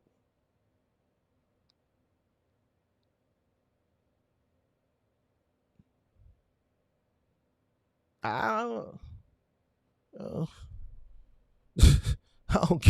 don't get it. They letting them into vote. Why are they letting everybody into the country? What's your thoughts? They could be letting them into vote. They could be letting them in to prop up the economy for labor purposes. Those are the two main reasons that make sense to me. I don't really see any other narrative that makes any sense currently. It's either to continue to prop up the job market and possibly vote. I know they were giving out work permits to some. I know they gave 400,000 out. I don't know if those work permits are accompanied with some form of citizenship with the right to vote. I don't know if they're going to, do some underhanded stuff like utilize these individuals to cast ballots, under the table. Here's one thing that I'm for sure. One thing's for sure, two things for certain. I'm gonna let y'all go. Something definitely gonna happen, funny gonna happen during this election. Why? Because a blind man can see what's going on, regardless of what side of the aisle you fall on. All right. It's clear that they're doing everything in their power to prevent Trump from running and ultimately winning. All right. The more they try to taint him, the higher his polling rating goes. So because it's so obvious what they're trying to do, and people are looking at, well, if you'll do this to him, like what they did with the property in New York, if you'll do this to him, then what do you do to me, to an average American citizen, right? Trump has to purchase property the same way we all purchase property. It has to get appraised. I never knew anybody to appraise. Like, you can't just appraise and say, oh, it's worth this much. No, the bank sends out an appraiser and they appraise it. You can't just make up what you want it. Like, come on. And anybody with common enough sense can look at Mar-a-Lago, and know it's worth more than $18 million.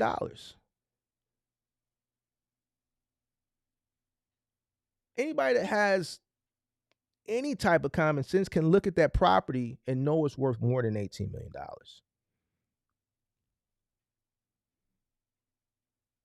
So,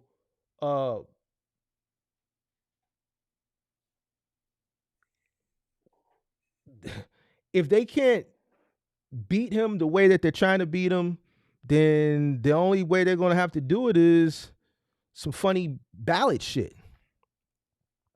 That's the only thing I can see. I mean, even if you look at the Fannie Willis situation, they found out that she took a meeting. Her and the mayor of Atlanta took a meeting with Kamala Harris and somebody else at the White House, a private meeting. That was the play right there. That was the meeting to set up the play, to file the charges against him down in Georgia, in Fulton County. Why is Fannie Willis having a private meeting with the mayor of Atlanta and Kamala Harris? That was the play.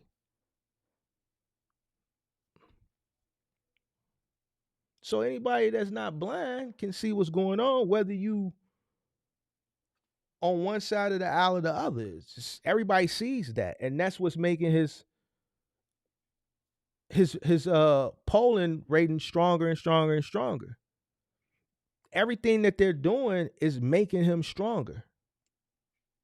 So the only way that I know they're going to be able to beat him is if they cheat him. So there's going to be scandal this election. There's going to be some scandals. It's just obvious. There's no way around it. You know.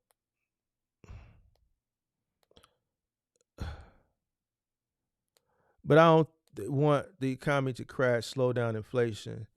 They don't want the economy to go into a recession. You got to understand, it's an election year. If Jerome Powell can pull off getting the inflation rate back down to 2% without taking the country and the economy into a recession, then that puts him up here.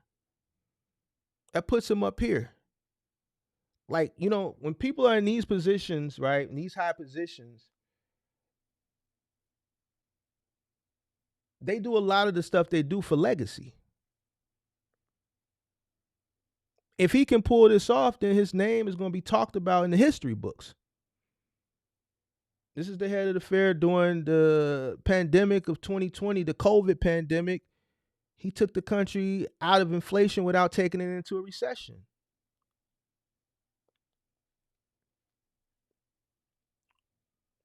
Yeah, they don't want the economy to crash. Now, me personally, I don't really give a damn. If it crashes, better for me. I can go shopping. Everything is going to go down, right? because I understand how things work. Everything is going to crash. So now I'll be able to go shopping for assets on sale, right? With the understanding that eventually the economy is going to recover however many years later. So I'll be able to buy X asset for a very, very, very low amount because of the economy crashing. And I understand this. This is why I have cash on hand, because I'm prepared for it. And then 2, 3, 4, 5, 6 years later, I'm able to sell it for 10, 15, 20 times the amount. So whether the economy crashes or don't crash, I'm prepared. It's just like I talked to you about, people about when they come into whatever business, box trucking. You got to prepare yourself from the initiation, understanding what you're entering into. Don't invest into something you don't understand. If it crashes, better for me.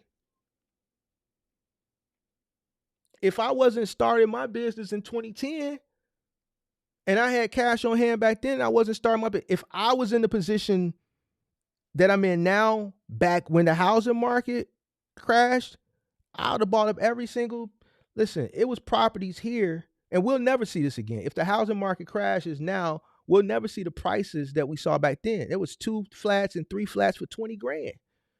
I got homies that was buying them for 10 grand, throwing 30 in them, 40, 50 all in, buying them for 10 on a short stale cash, throwing 20, 30 in, full gut rehab, top to bottom, Section 8 them hoes out.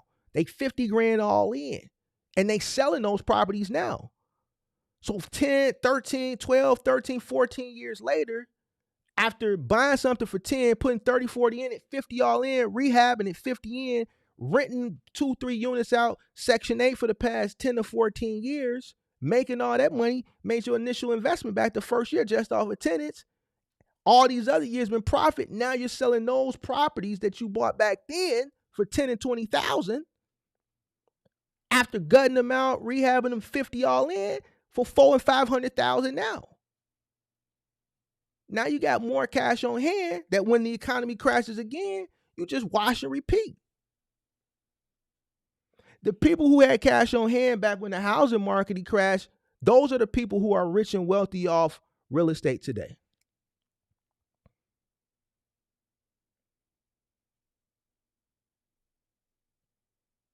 This shit repeats itself every so many years. Why do you think yesterday, when Jerome Powell gave his speech, some people looked at it as good news, some people looked at it as bad news, right? It all depends on who you are as an individual. The people who looked at it as bad news were consumers.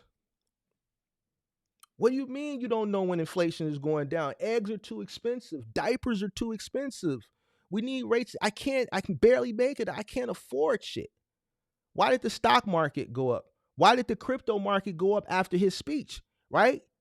Because the consumer was looking at it bad news. He was saying, I don't know, man. He basically said he didn't know. He said it. He said, I don't know when we're going to be able to drop the rates.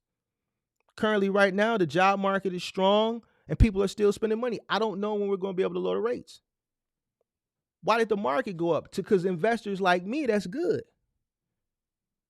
Why? Yeah. We want you to struggle. Why? Because the more you struggle, the broker you get, eventually you're going to start losing shit that we want. But we want to buy it at a cheap rate. Yeah, so good. You don't know when the rates are going to lower? Okay, let them keep going broke. Let them keep spending money on their credit card. Let them keep spending money frivolously on some dumb shit so that they eventually can foreclose on their house. So then I can come buy it for pennies on the dollar and put their ass in it as a tenant.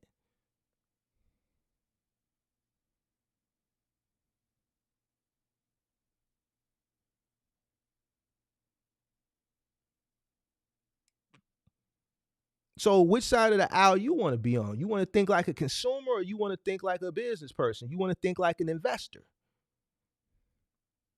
That was great news to investors. Right, because investors don't buy things when consumers buy things. If you bought a box truck in 2021, 2022, at the height of the market, you were a consumer. Even though you started a business, but you were thinking like a consumer, especially if you paid an inflated rate for a truck.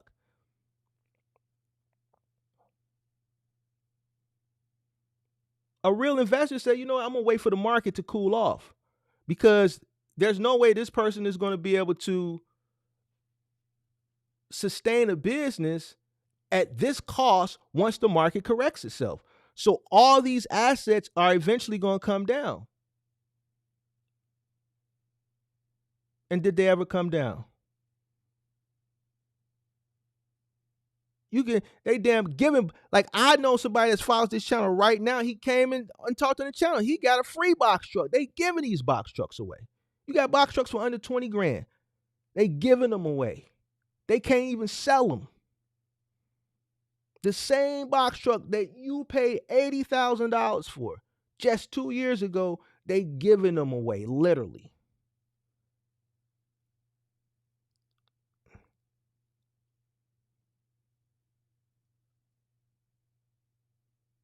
Back to what I said at the beginning, fear and greed. I don't care. Let's go into a recession. Let's go into one.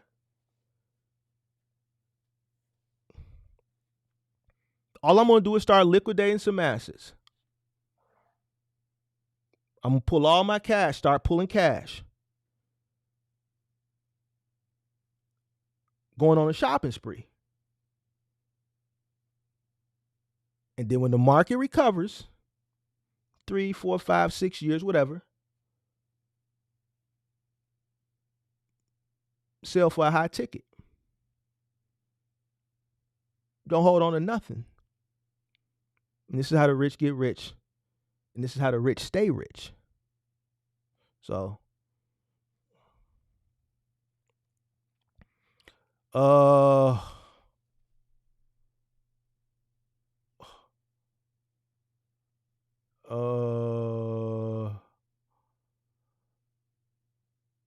to vote Republican is just as bad. Can we explain when voting boxes were taken out of the black communities? Can we explain? I don't know nothing about that. I heard about it, but I don't know. Listen, whenever there's election, there's going to be foul play, man. Like every election that I've known, there's always claims of foul play. So that's just what it is. You know what I'm saying? It just is what it is. There's going to be foul play this election. Out of all the elections, like, you can bet your bottom dollar that's going to be foul play this election. It's going to be foul play. So, do I think recession will crash after the election? I mean, if it's left up to Jerome Powell, he's doing everything to prevent a recession. He's propping up the economy by keeping the job market strong. So he's propping up the economy. The banks are warning him. So, here's the thing. The banks are telling him, like, listen, what you're doing is not going to work forever. You know what I'm saying? You're going to have to let this thing naturally do what it normally does. If he continues to prop this thing up, we go into the summertime, people keep still balling off borrowed money and credit cards and shit like that, then yeah, he'll be done made a bad call. And right around the holiday season, you'll see us go into recession. If what he's doing doesn't continue to work, he's going to be we're either going to crash and burn like the banks are saying, or he's going to be forced to lower the rates and let the market correct itself by, the job market softening, right? And us going into recession. To be honest with you, investors want it. People who have cash on hand want people to lose their assets so that they can buy them up or pennies on the dollar. So it's a possibility. It's still kind of too early to tell right now.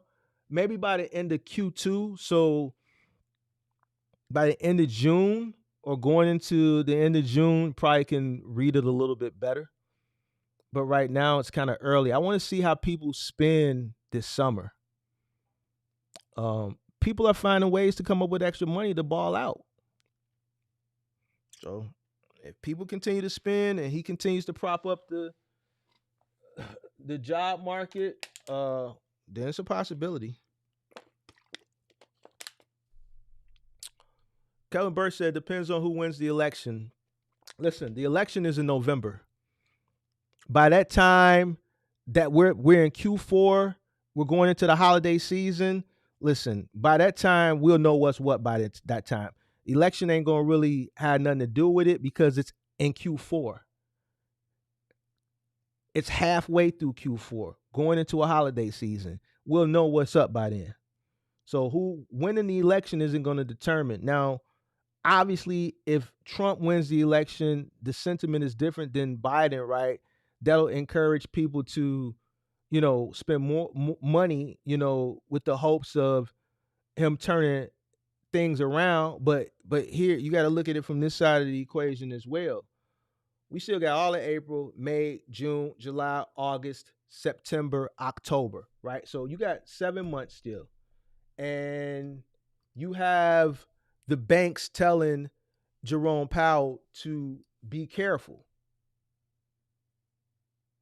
Consumers ain't got it like what you think. Stop relying on consumers to prop up the economy. It's about to get ugly, right? Bank of America is the second largest bank. So they have access to data. Then I'm sure the Fed can tap in to people's accounts, but they have real-time access to people's data. They know what people working with in their checking and their savings account. So for him to send an open message to Jerome Powell saying, hey, stop solely relying on consumers to prop up the economy. It ain't what you think, and it's looking really, really bad, really, really sooner than you think. Basically what he's saying is people down to their last. They probably seeing people late on their credit card payments. They see people's accounts in the negative. They have real-time data. Chase is saying the same thing. So you got the number one and number two banking institutions saying the same thing. So I'm kind of curious to see where this thing is headed myself. But right now it's still too early to tell.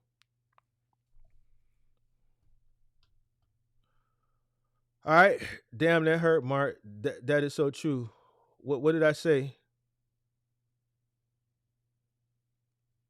What percent would I recommend someone put into market for their income? It depends on what your income is and how much you have left over after, covering your cost of the business and then what you pay yourself, right? So obviously, if you're investing into, let's say, the market, you could do it in two different ways. You can have your business invest, or you can do it from a personal standpoint, or you can do it both ways. Your business can have a portfolio, and you can have a personal portfolio. Obviously, starting out, you'll probably go personal, right? So, and if you're going personal, then your investment will come out of whatever your salary is. So let's say you're paying yourself $750 a week. Now, after you pay all your living expenses, you would have to see how much you have left from there to determine what you can afford to invest, because you still want to save some money as well, right? So if you can invest 5%, invest 5%. If you only have 1% to invest or 2%, then invest 1 or 2%. So it's all based on what you can afford. But even if it's 0.5%, invest something. Invest something. Create some type of discipline so that you do invest something, right? Because you don't want to look up 10 years from now and you don't have any money.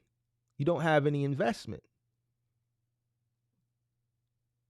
When you get to that point where you get burnt out and you don't want to do it anymore, or you come into a situation where you're forced to exit, or let's say you get a life once in a lifetime opportunity where you can exit, you still want to make sure that you're set for the rest of your life. You don't want to be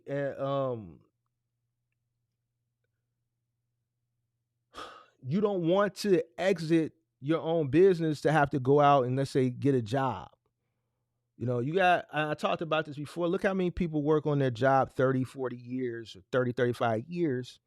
They get a pension, but with the cost of inflation and things like that, because they didn't do what they were supposed to do during their tenure and during their career, and they worked this job 30, 35 years, now they got to go get a part-time job greeting at Walmart. Look how many old people you see at Walmart at the front door. Those are retirees, not the autistic people and the special needs people, because Walmart likes to put the special needs people as greeters. I'm talking about the little old lady that's standing at the front door, or the little old man that's standing at the front door. Or when you go to the TJ Maxx or Marshalls or Ross and you go to the fitting room attendant, they put the old retiree in the fitting room. When you go in and try something, or it ain't even got to be there. Let's say Macy's. They put them in there, and then you go try your stuff on, and then I'm going to take this, and you hand them the stuff that you can't fit, and then they put it back on the hangers and hang it on the rack, and then they got to go running and put it back where they got. That's where they put the retirees. You don't want to do this and then have to go do that. My OG is retired. She does nothing.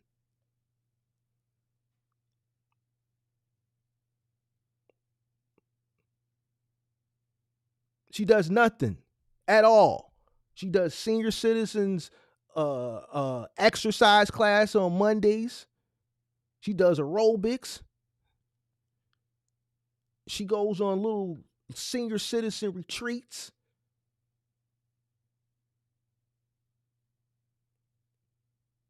And she can still live the lifestyle she wants to live because she did what she was supposed to do throughout her tenure.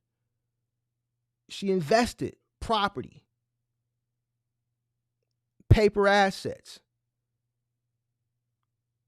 You don't want to be the retiree who's retired and can't live the life, and you're still driving the same 1995 Ford Taurus or Mercury Sable. Nah, you want a new car, go get it. $120,000, $130,000, $140,000, $50,000. You deserve it because you work your years, you put your years in, you got a fat ass pension, plus you got your investments, you got your property. You did what you were supposed to do throughout your tenure.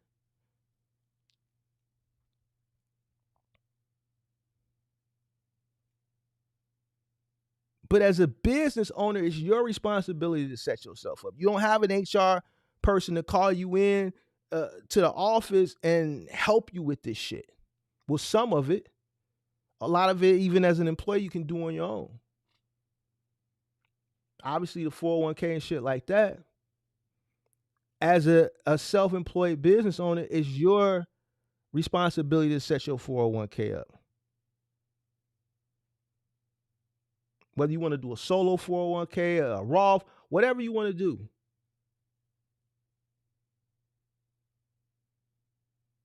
And then as far as your investments, where you want to go into real estate, where you want to go into paper assets, whatever, it's your responsibility. You don't want to be 50, 60 years old. God, if you don't have to be, if you out there, then that's fine too. But if you're coming into this business as a 20-something-year-old or 30-something-year-old, by the time you're 50, you shouldn't be out here. It's just like the guy we highlighted a few months ago, the white guy. Wife died, he buried her, and then he had to go run a load. Why? Because he been trucking 40 years and he don't have nothing.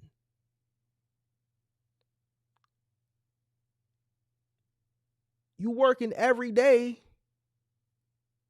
just to stay afloat. Wife died, buried her, went to go pick up a load. Didn't have time to grieve or mourn. Couldn't afford it. Couldn't afford to grieve or mourn. You don't have bereavement.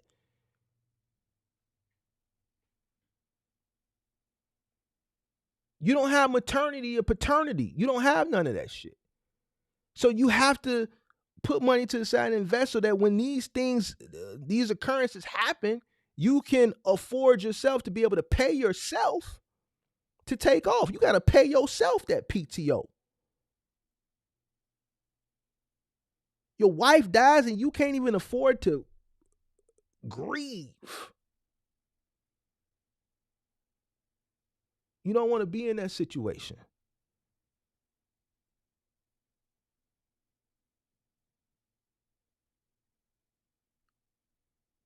You don't want to be in that situation.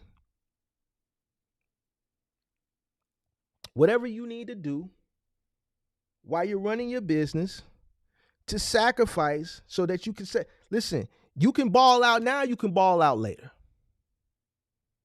Which one you want to do? You can get the instant gratification or you can get the delayed gratification. Which one you want to do? If I were you, I would work very, very hard. Initially build a successful business up. Practice delayed gratification. It's okay to treat yourself time to time as long as the business allows for you to do it, right? Put a lot of money aside, invest a lot of money, majority of the money into things that's going to make money, primarily brokerages instead of savings accounts, things where you're going to get a better return of investment on your money. So that when you do decide you exit, or when it's time for you to exit, your investment portfolios across the board is strong.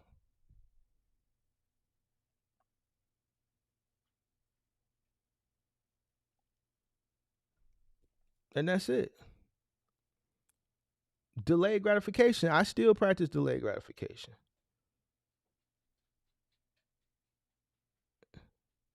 I still practice it. I do my fun, but I'm not doing it how I wanted to do it last year because I understood what was coming up this year. Next year, I'll go play hard. Last year, we took everything and we started buying assets cheap. Why? Because people were selling them cheap. Because everybody was bearish. Because they were broke. So instead of me going all over the world traveling, I traveled locally.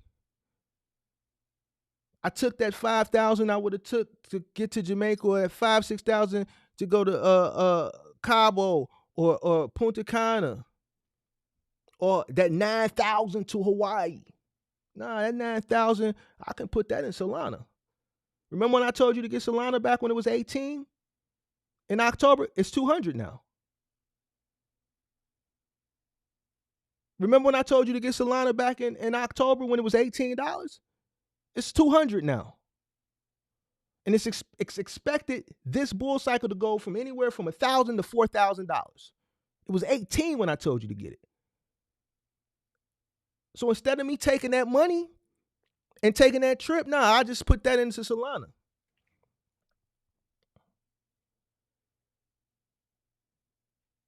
I'm already up on that, just that one play. So much money. My average cost is $57. And it's at two now. And it's expected to go from $1,000 to $4,000. Remember I told you to get Fetch? When it was under 20 cents? You could have dollar cost averaged in $10, $15 a day. You would have tens of thousands of shares right now. You would be up $50, $60, $70, $80, $90,000 right now.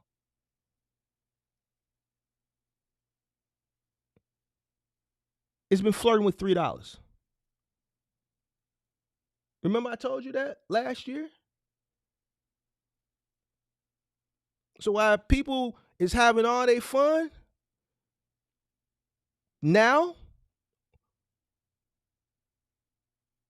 I'm delaying that.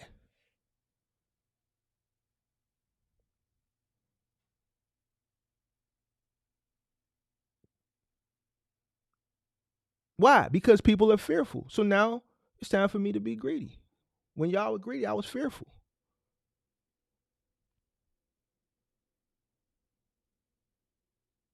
So even still, I practice it.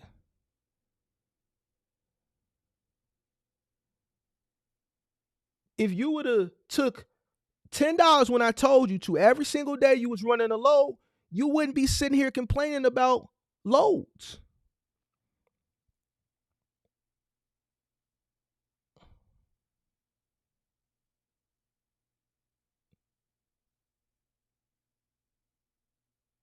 Because your active income and your passive income is now diversified so that when one thing isn't working, you got other stuff over here that is. And when this stuff ain't working, this is. Or when 2 of those things ain't working, you got 5 of those things that is. Or when 5 of those things not working, you got 2 of those things over here that are doing really, really well that day, that's evening you out. But if you're relying on just your active income and you're not taking that active income and putting it into things that are going to diversify you, this is why you're in the situation that you're in. This is why when I listen to people say dumb shit, I laugh in the back of my head. Because while you're going out spending all your money on dumb shit, which is really not dumb, but you could be doing what I'm doing and delaying that and doing that next year even way better than what you're doing it this year. Because what you spending your money on right there, I'm taking that same money and I'm putting in something cheap that's gonna 10 and 20 times in the next 10 months. I can hold off on that until next year.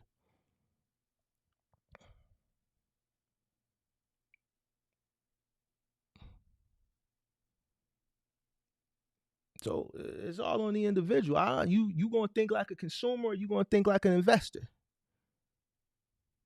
I think like an investor. I don't think like a consumer. A consumer thinks like a consumer. Stupid. I want you to go out and do dumb shit. I need you to. And I'm only talking about to the people who do dumb shit. If the shit don't shoot on foot, don't wear it.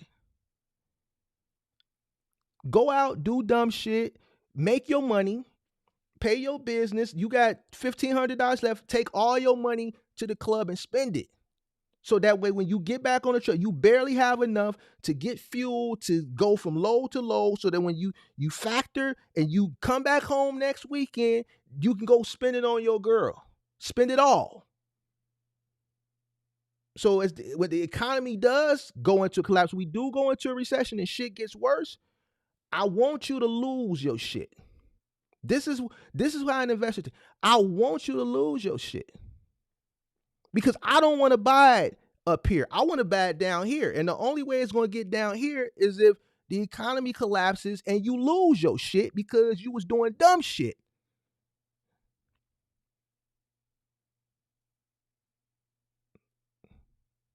You didn't have money when I told you to go buy Solana at $18 because you was doing dumb shit. You didn't have $18 a day to spend.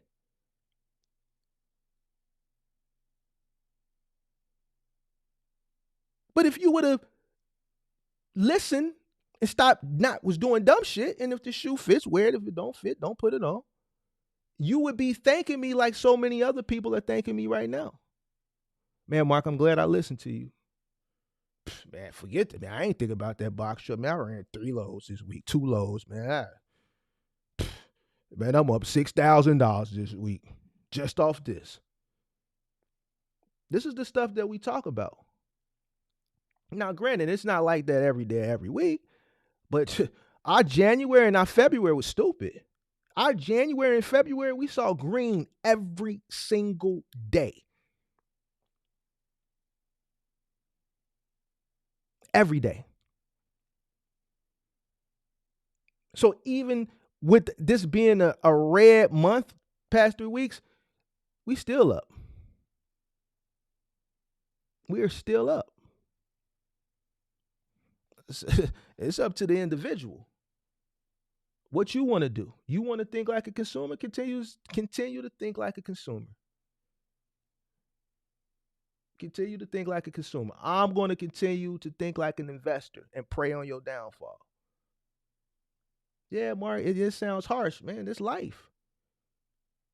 Why would I want to buy an asset at the top?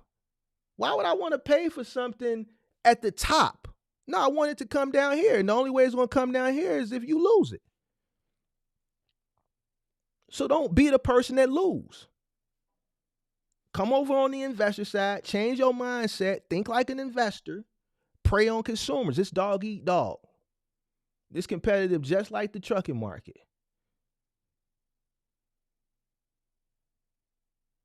You think I worry about the cost of eggs and shit like that? I'm a vegetarian. I don't even eat meat. Everything I eat is organic. My food is more expensive than food when you're not a vegetarian. Organic food is more expensive. It has a shorter shelf life. I'm in the grocery store 4 days a week. I can't even really go grocery shopping like that because the shit don't got a long shelf life. Beyond Meat, go look to see how much a box of 8 Beyond patties costs. $18 a box.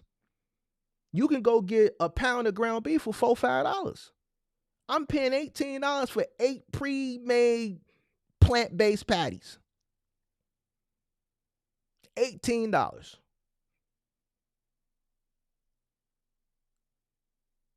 You think I care?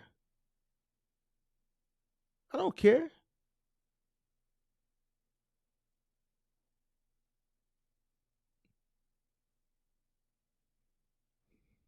Who cares? To this day, I'm still dollar cost averaging in over $100 a day. You don't have to put hundreds and thousands of dollars in. If you do it when the market is bearish, we in a bear market for 2.5, 3 years. If you putting in $10, $20, $30 a day, you're fine because you're accumulating over 2.5 years. Now I'm more aggressive now because we're in the thick of it. But to get the amount of shares that I got, personally, I come with 6 figures.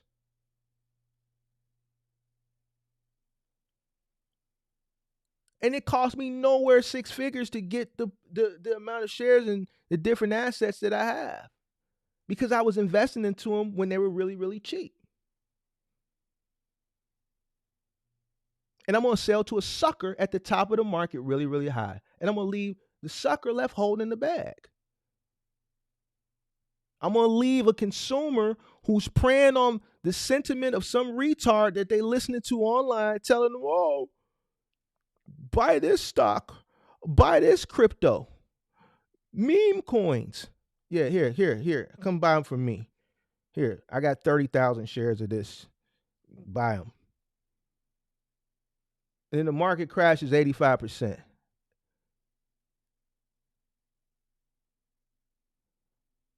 So when I say, yeah, I'm prey on consumers, yeah, I need to prey on you coming and going. I want you to fail. And then I want to turn back around. I want you to fail so I can buy your shit off of you for the low. And then when you run your bag up, as that asset I bought from you low appreciates over time and you think you back ball again, I'm going to sell that shit to you high. Right before the market come crashing back down, I'm going to fuck you over again. And this is how the rich get rich, and this is how the rich stay rich. By thinking like an investor instead of thinking like a consumer. I'm out.